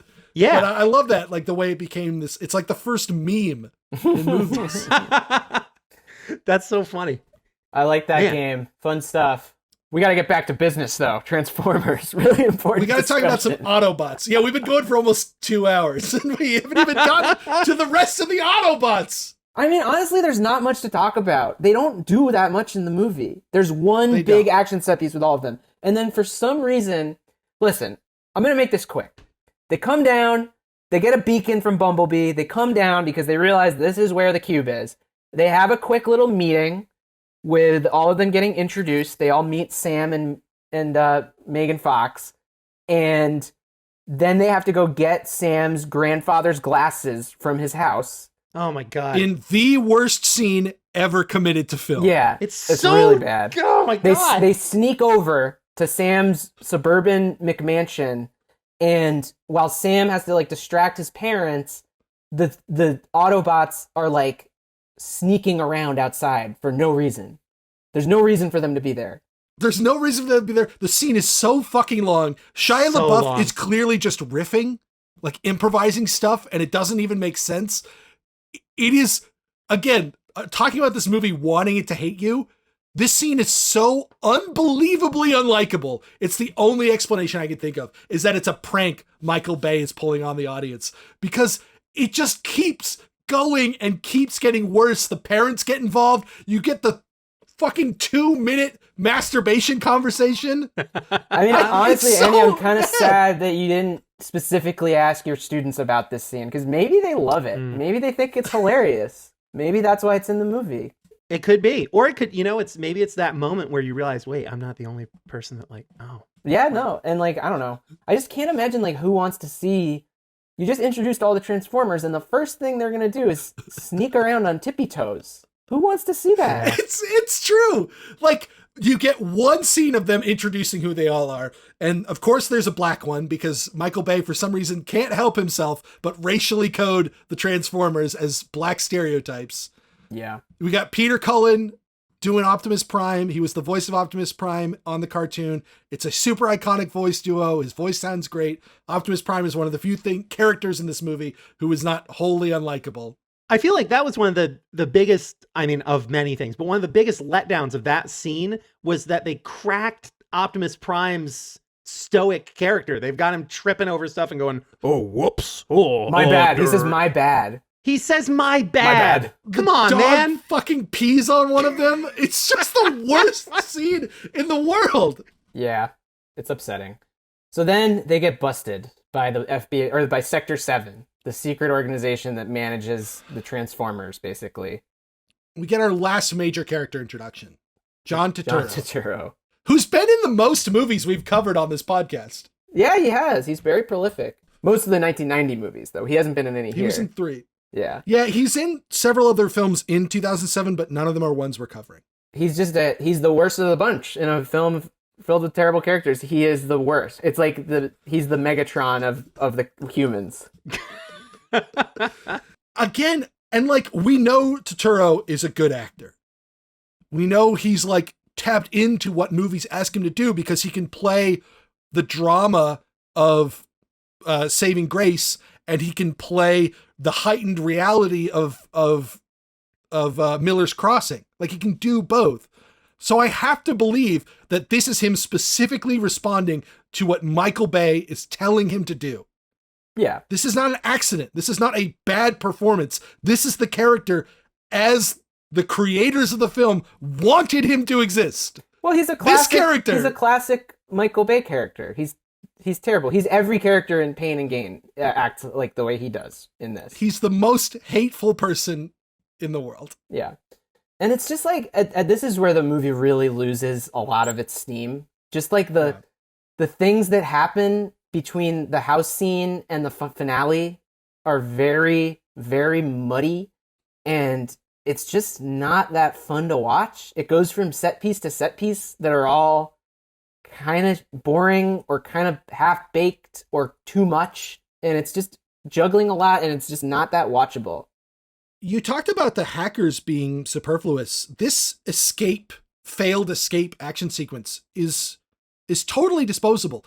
Nothing changes from the beginning of the sequence to the end of the sequence, I guess, except Bumblebee was captured, but you literally had people being captured a second ago. So it's one of the most baffling things about it. You're absolutely right that like the movie just kind of starts treading water to make itself 2.5 hours.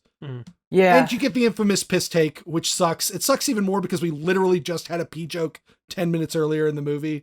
It's just bad. It's for 14-year-olds. That's funny to a 14-year-old. Is it? Yeah, it is. It is. I think it is. Ask your students. Then they go to the Hoover Dam where the cube is being held. And as is a frozen Megatron who was in the ice. What I wanted to call out, again, there's like 10 minutes, 20 minutes of exposition. The hackers meet the kids. John Voight meets with John Turturro. Everyone. Josh Duhamel's there. They all unite at the Hoover Dam. But also the little evil robot shows up he follows them because at this point the Decepticons don't know about the Hoover Dam, so they follow the convoy to the Hoover Dam, I guess. Frenzy calls them. And we get a little montage where we learn all their names with like titles. This rollout of all the Decepticons is the lamest Rogues Gallery intro of all time. It's just like stock footage shots with subtitles of their names. It's so lame. Look, we haven't talked about product placement yet, but most of the vehicles in the film were donated by companies who wanted their vehicles featured. And Michael Bay shoots them like car commercials. Like not even good car commercials, like really boring, basic bland car commercials. This is where the movie just like completely loses me, and like I start gazing off into anything in my view other than the movie. Because I'm just like, you're disrespecting action movies right now that you're doing this. This is the rollout of your evil rogues? It's just trucks. It's just a bunch of shots of trucks and helicopters. And one plane. Like, what? It's like a truck in a parking lot. And it's like the weird Decepticon language gets changed into English, and it's like, this is spark plug or whatever. And there's no voice. There's no nothing. Yeah, there's no voice. Look, they brought back the voice actor of Starscream from the cartoon. And again, I didn't watch the cartoon, but I've seen clips, and Starscream has this really distinctive, frankly, really annoying voice.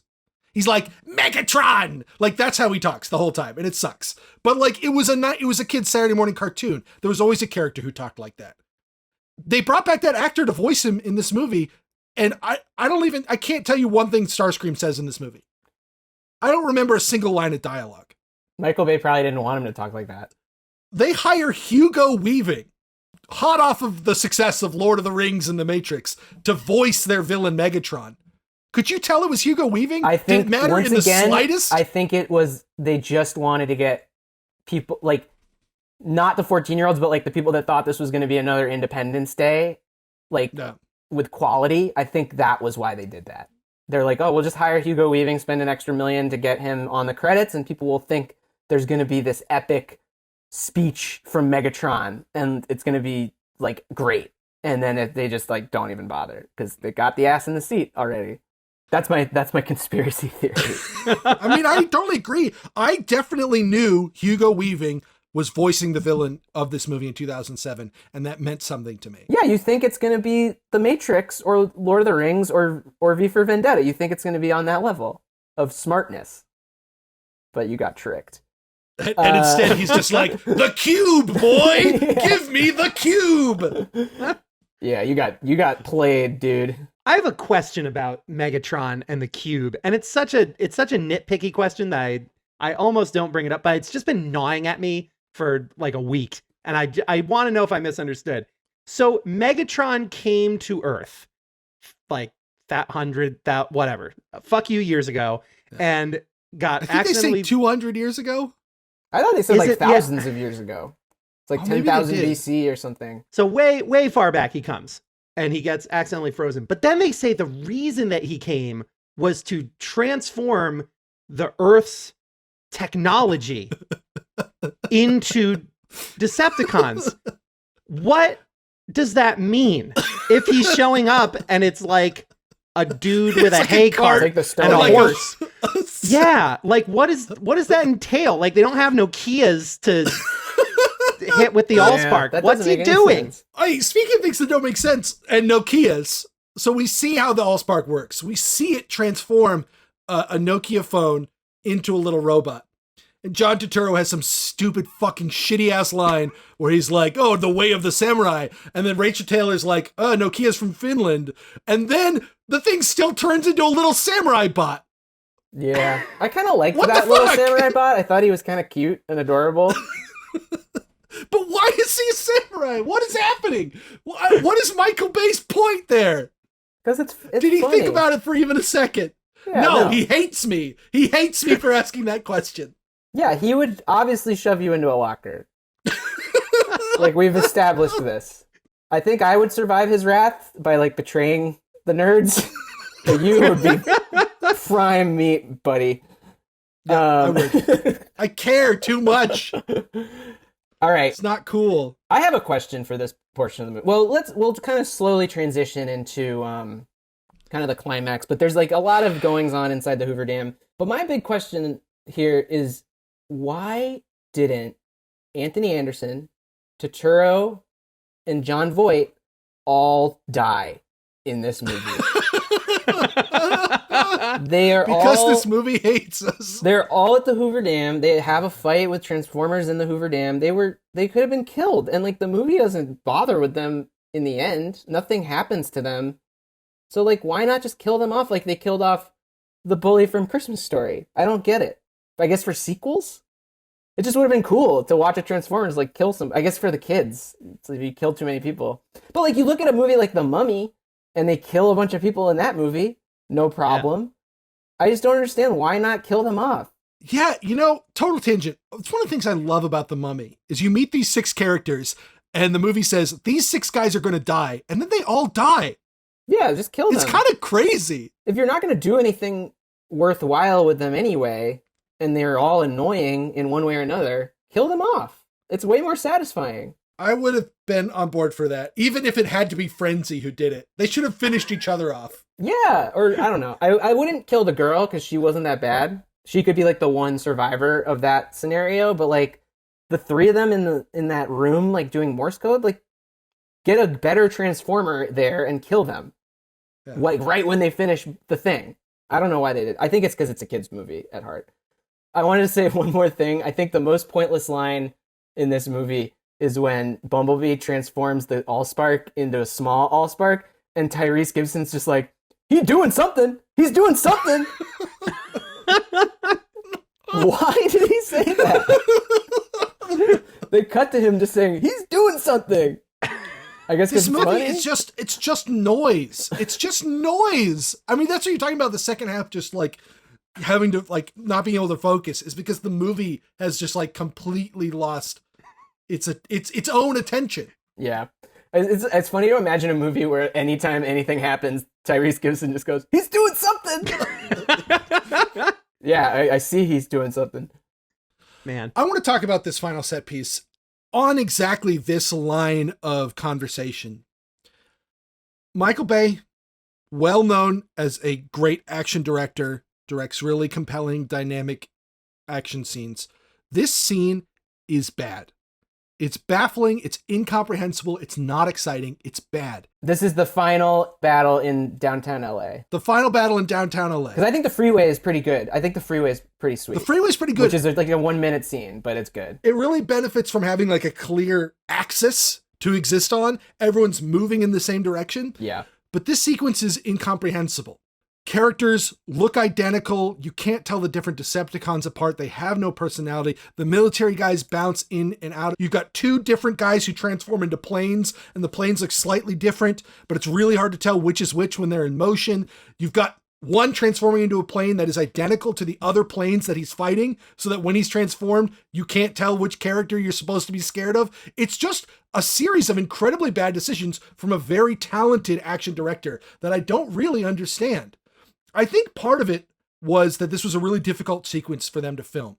They had a lot of trouble shooting it in LA, where they kept getting given different parts of the city to shoot on subsequent weekends. And they eventually had to move it to Detroit for a lot of that stuff. That's like the downside of what I was talking about. Like, it's really hard to do this stuff. It's really hard. And then, and obviously a lot of the destruction stuff is shot on a backlot.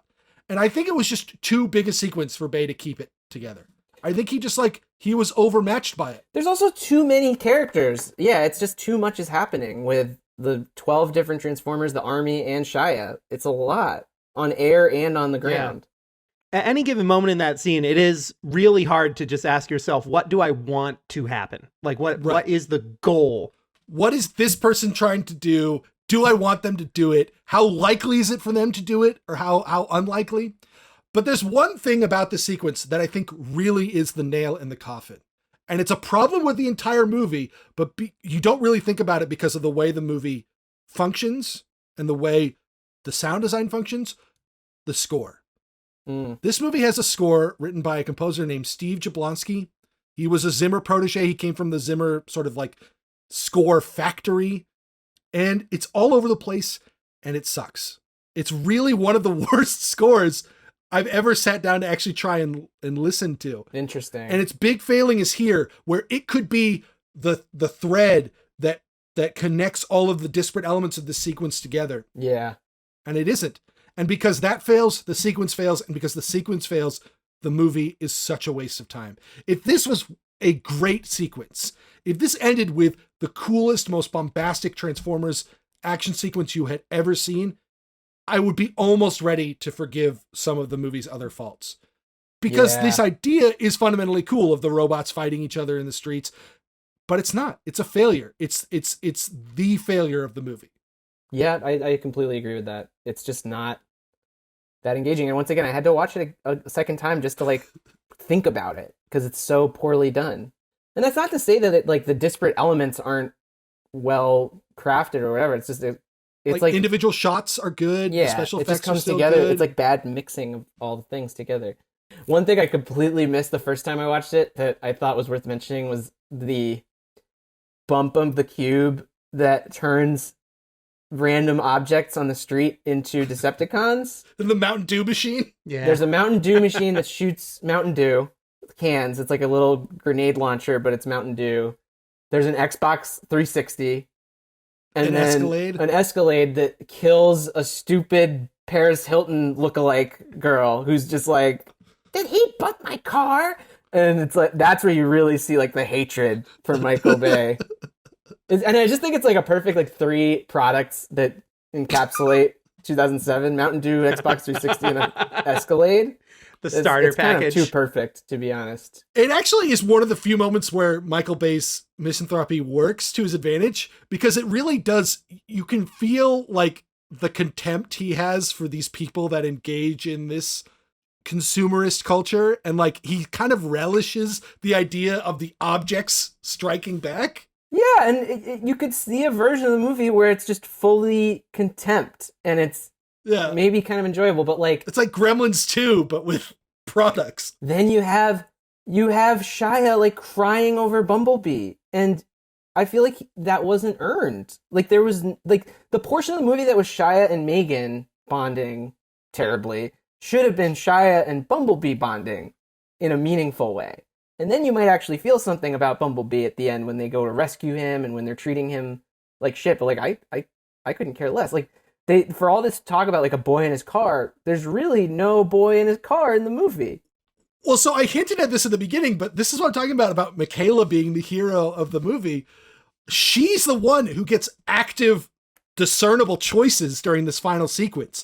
She chooses to go get the tow truck to rescue Bumblebee, the only Autobot we actually know, and presumably the only one we really care about. Then she's the one to make the brave choice to enter the combat fray and presumably save the other characters because of Bumblebee's involvement. Like, she is the protagonist of the final action sequence. She's not, though. I understand what you're saying, and it's very honorable, but yes, the movie it's Shia. doesn't do it. But like, nonetheless, that stuff is all there, and it's really the only part of it that works. Josh Duhamel like slides. He like jumps off a motorcycle and slides like 150 feet and shoots a grenade launcher like at the crotch of a Decepticon. And like I couldn't understand what was happening. Like it's just there's also all the military shit. Like it's very like bring the rain and like pointing lasers at objects for fighter jets to shoot at. And like you don't even really get the read of them mistaking a Decepticon for a United States F-16 until you really sit down and like have to like think about it, which I feel like movies like this like need to just kind of guide you along the rails as opposed to me having to like go back and be like, wait, what? Yeah. And then the movie ends and the credits roll and we get some Linkin Park. Yeah, I kind of did a deep dive on the song. It's not the worst song ever. I feel like it was in the end credits of every fucking movie from the 2000s. It's kind of Am I wrong? catchy in like a terrible Did they way. do it more than once? Maybe. I just kind of like the piano motif into like the guitar riff. Like it's kind of cool. I mean, it's like a good like trailer song, and yeah, I don't know. Totally. I would probably never like. I kind of hate listening to it after like 40 seconds. But that opening is not the worst thing in the world, and like it's a special kind of cringe that really brings you back. And like the tempo of the end credits with the weird little post-credit tags is really interesting. Like it is still high energy and dynamic. This isn't Marvel where you sit through these really ponderous animated end credits and then we get the really specific and long post-credit scene. Yeah, They're it's like just a joke. it's like the final drum beats of like a tailing like fade out of the movie. Yeah. It's really interesting, sort of the way it works, and there is something about it that feels like it's better than it is. I don't know. Did you watch the music video by any chance? No, I probably have ever seen it, but I didn't watch it. It's like footage of Linkin Park singing in the desert, whatever, but then it's just like intercut with like all of the evils of civilization. It's just like stock footage of like bombing and like people starving in third world countries and like ice shelves collapsing and dictators and the KKK and like, Wow. yeah, 9/11 footage is in there. It's Jesus. kind of Damn, crazy. Linkin Park. I can't wait to talk about the themes because I want to flesh them out. I know we're going long, but this is the ultimate 2007 movie, so I think it's worth it. You can't cut it short. I've Man. really enjoyed talking about it. I just had one little thing at that end sequence that I wanted to see if you guys felt this too. One of the final shots is just of Shia LaBeouf and Megan Fox making out on Bumblebee. Yes, And with then it gets worse. with all because the the with all camera of them watching.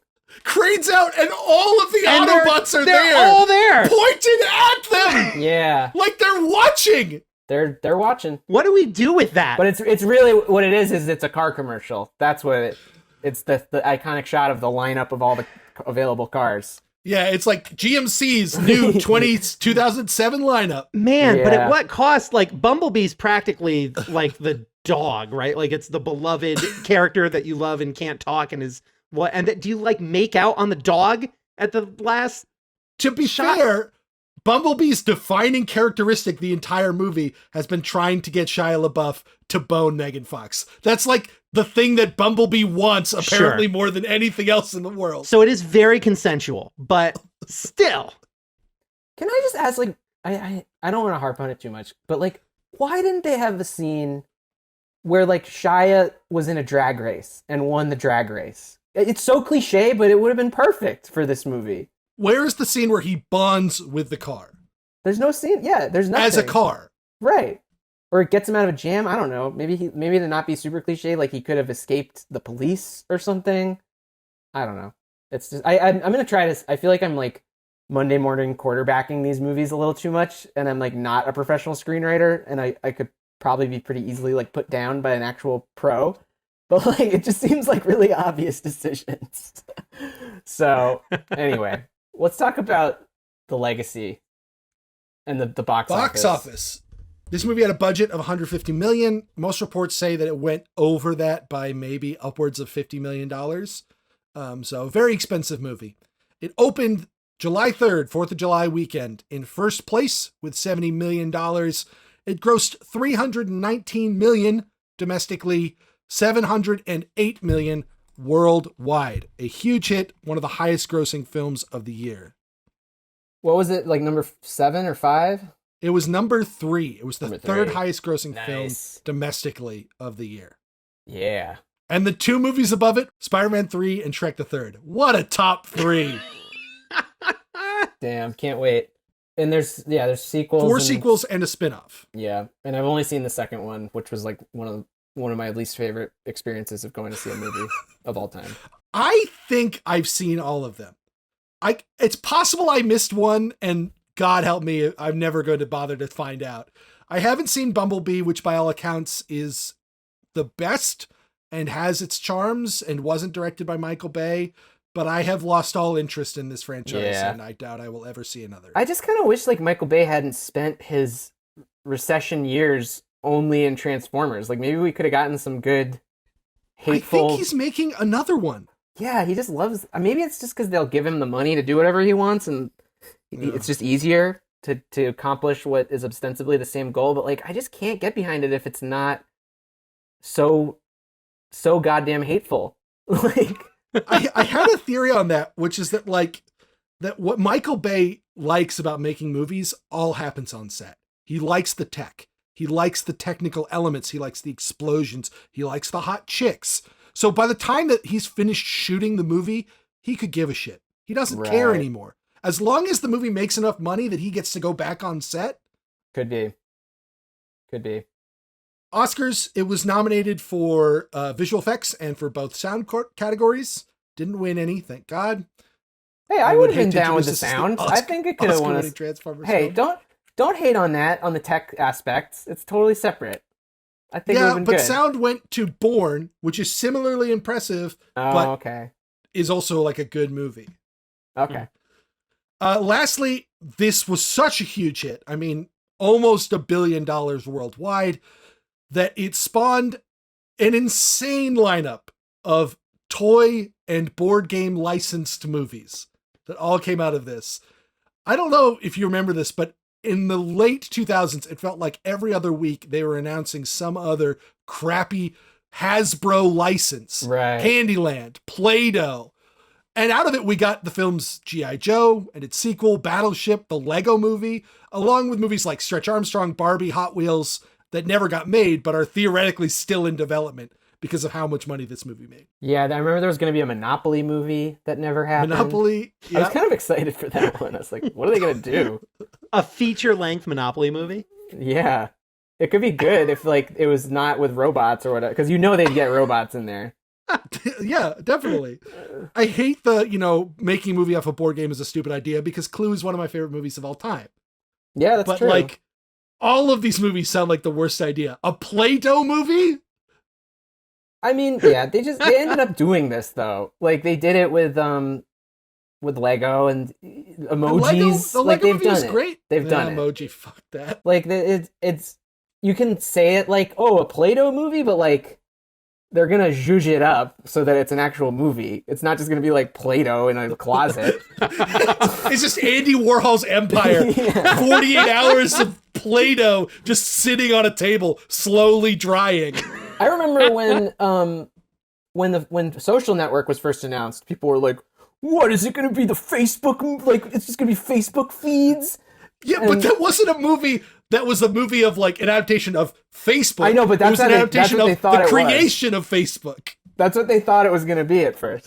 You think the Play-Doh movie is going to be about the guy who figured out how to make Play-Doh? Who knows? Maybe they find something cool. I'd actually watch a Silly Putty movie because that has a really interesting invention story. Oh, okay. It's military technology. If Sector 7 invented it. They should have. All right, let's get into themes. Hit us with some technology. The one that I wanted to, I try to be like discerning and not just be like cell phones. The one that I wanted to call out was the ball webcam on the lip of your that's a good computer. one. The big old ball. That was Before they had integrated webcams. Yeah, that's a classic, right? Of like, it's kind of more like 2002 because by this point they were kind of integrating the webcams into the computers, but like that is just a classic middle early 2000s technology that I love. Although the webcam had a big resurgence in 2020. The USB webcam, came back with a vengeance as people moved to a lot more remote work. They were sold out all over the place. I guess so. Yeah, we'll see if that comes up. For me, it's all about like in the laptop cam with the ball in particular. That was Yeah. 2007 all over. That's 07 for you. We've talked about the wars in the Middle East. We've talked about voiceover narration already. There were two other ones that I wanted to highlight. Military fetishism. It's not exclusive to Michael Bay. It was in 300. It's in Bourne, which is really fetishistic about the intelligence tech. And it's also kind of in Hot Fuzz, which is really into all the guns and the militarism of the cops at the end of that movie. Yeah. So I think that's something we might see a lot in these films that are coming out while we are embroiled in conflict. Usually probably more as a touchstone in a fantastic movie than as an actual element of a movie based in reality, since those wars were largely unpopular, but like it's still part of the zeitgeist. And part of what makes these movies successful, let's be honest. Yeah, I wanted to touch one more time, and I talked about it already, but like, to me, what's really striking is not only the military fetishism, but the 9/11 fetishization. The 9/11 fetishism in this imagery is movie. crazy. It's really crazy. And you have to also remember what I told you at the beginning of this is just that the trailers before this movie was Cloverfield trailer, which if you watch that trailer, it will very much remind you of the footage that you would see of 9/11, of people realizing during a normal situation on a ground level that something's very wrong. And like that, the only footage you have of 9/11, like in its initial stages, was like random people that happened to have a video camera who like pivoted over to the World Trade Center. That is exactly what that Cloverfield trailer looks like. And you see a national landmark get destroyed. And then you segue that into shots of, military in what could be Iraq or Afghanistan. And then, that the whole ending where there's a lot of shots of like people running through streets away from Dust. Shit exploding. And there's that amazing, horrifying shot that we talked about already of the X-ray cross-section Optimus and Megatron going through an office building, and you see little office workers while it happens, and it looks exactly like the World Trade Center. It just makes me think about, like, I feel like we didn't process what happened enough. And, like, here it's rearing its ugly head 6 years later in, like, a movie, and, like, you're not even realizing how kind of, like, what this imagery means to you.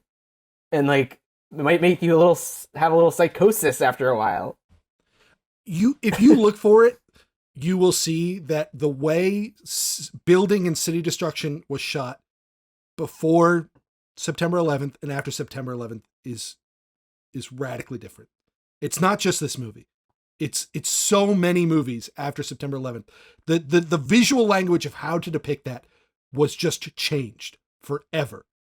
It's no longer Godzilla, the bird's eye camera of miniature buildings getting smashed. It's not even Independence Day, which is focused on the kind of like beautiful destruction of iconography. It's the boots on the ground. It's in War of the Worlds. It's in Man of Steel. It's in every movie made by an American director after 9/11. Yeah. And it's like, you wonder if like you're subconsciously living through trauma over and over again.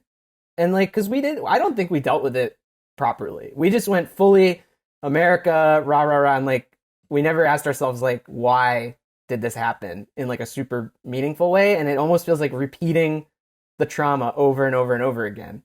Yeah. Well, I also think it's partially an acknowledgement that you just couldn't film a sequence like that without acknowledging that experience. Yeah. To do so would probably be more traumatic. To treat it as blasé, as symbolic as the destruction is in Independence Day, without addressing the human element, would feel too cold, too isolating. That was my biggest takeaway from this movie. I was just like really blown away by like how glossy they made 9/11 imagery 6 years later. Andy, you got anything for this? Anything that you feel like makes this movie particularly 2007? I mean, I think we've hit on most of it. It just, the things that we, it seems to assume the viewing audience will be comfortable with are very 2007. Like the hypersexualization, the military commercial aspect. Like we know that movies like this are still being made, but I feel like it's not going to be the defining movie of a 2020 or a 2021, just because the overall national dialogue has changed so much in, just a decade and a handful of years. Yeah. I mean, we talked about like that FBI home invasion scene being played for laughs in 2007, when today it looks like one of the horrifying scenes of from the news that you might see. Yeah. It's crazy. Yeah. It's crazy looking at, like, if you look at the list of, things that we just outright just say are unacceptable as a society, that just are gags in this film. It doesn't age super well. I've got one more before we sign off. And this is actually the first movie that we've seen that has it so far. But I remember this being so predominant in the films of this era. Maybe not specifically of this year, but of this era, that I want to talk about it, which is like the secret history, the fun conspiracy. This was all over the place in the 2000s, where you would learn that something that looked mundane actually had a cool secret behind it. Like the Transformers hidden in the Hoover Dam. It's like all of National Treasure. This was just, I think it was because you had a lot of high concept films that were trying to exist in the real world and therefore had to find ways to slip their mythology into the cracks of the real world. But it becomes this really weird way of looking at the world that I think directly influenced the rise of conspiracy culture that has become such a talking point in 2020. Could be. We'll have to look out for that in some other movies. Hey, let's say a few thanks and sign offs and plugs and all that. Please follow us on social media at BttM Pod on Instagram and Twitter, bttmpod@gmail.com. If you have listened this far, hey, take a second and give us a review, give us a like, give us a subscribe. It makes a big, big difference. Thanks to Jackie Saltzman for our artwork, and thanks to the man himself, Andy Gagnon, for our kick-ass theme song. Andy, if our listeners didn't listen to the Sequel Spectacular and want to hear more of your amazing work, where can they do so? You could check out the Renegade Groove, which is my funk dance outfit, or you could check out Lovecraft, which is some original kind of jazz type stuff, all on Spotify, Instagram, all the usual music spots. Very nice. Nice. Thanks for coming on, man. It was a pleasure talking to you again. Man, yeah, thanks for having me. It's great to just be able to ask you guys the questions that I think of when I'm watching these movies. And get to hear some fun answers to them. Thank you, man. All right, for Back to the Movies, this has been Nat. And I'm Ben, and we'll see you next week when we go back to the movies. All right. Well, that was a big old episode on Transformers. Wow. We went almost made the length of the movie. I think we did. We're at 2:30 and the movie's like 2:24. I think we did it. Oh, but I'll cut it down. Okay. We won't make it quite to 2:30. You can cut this part out. Perfect. Yeah, exactly.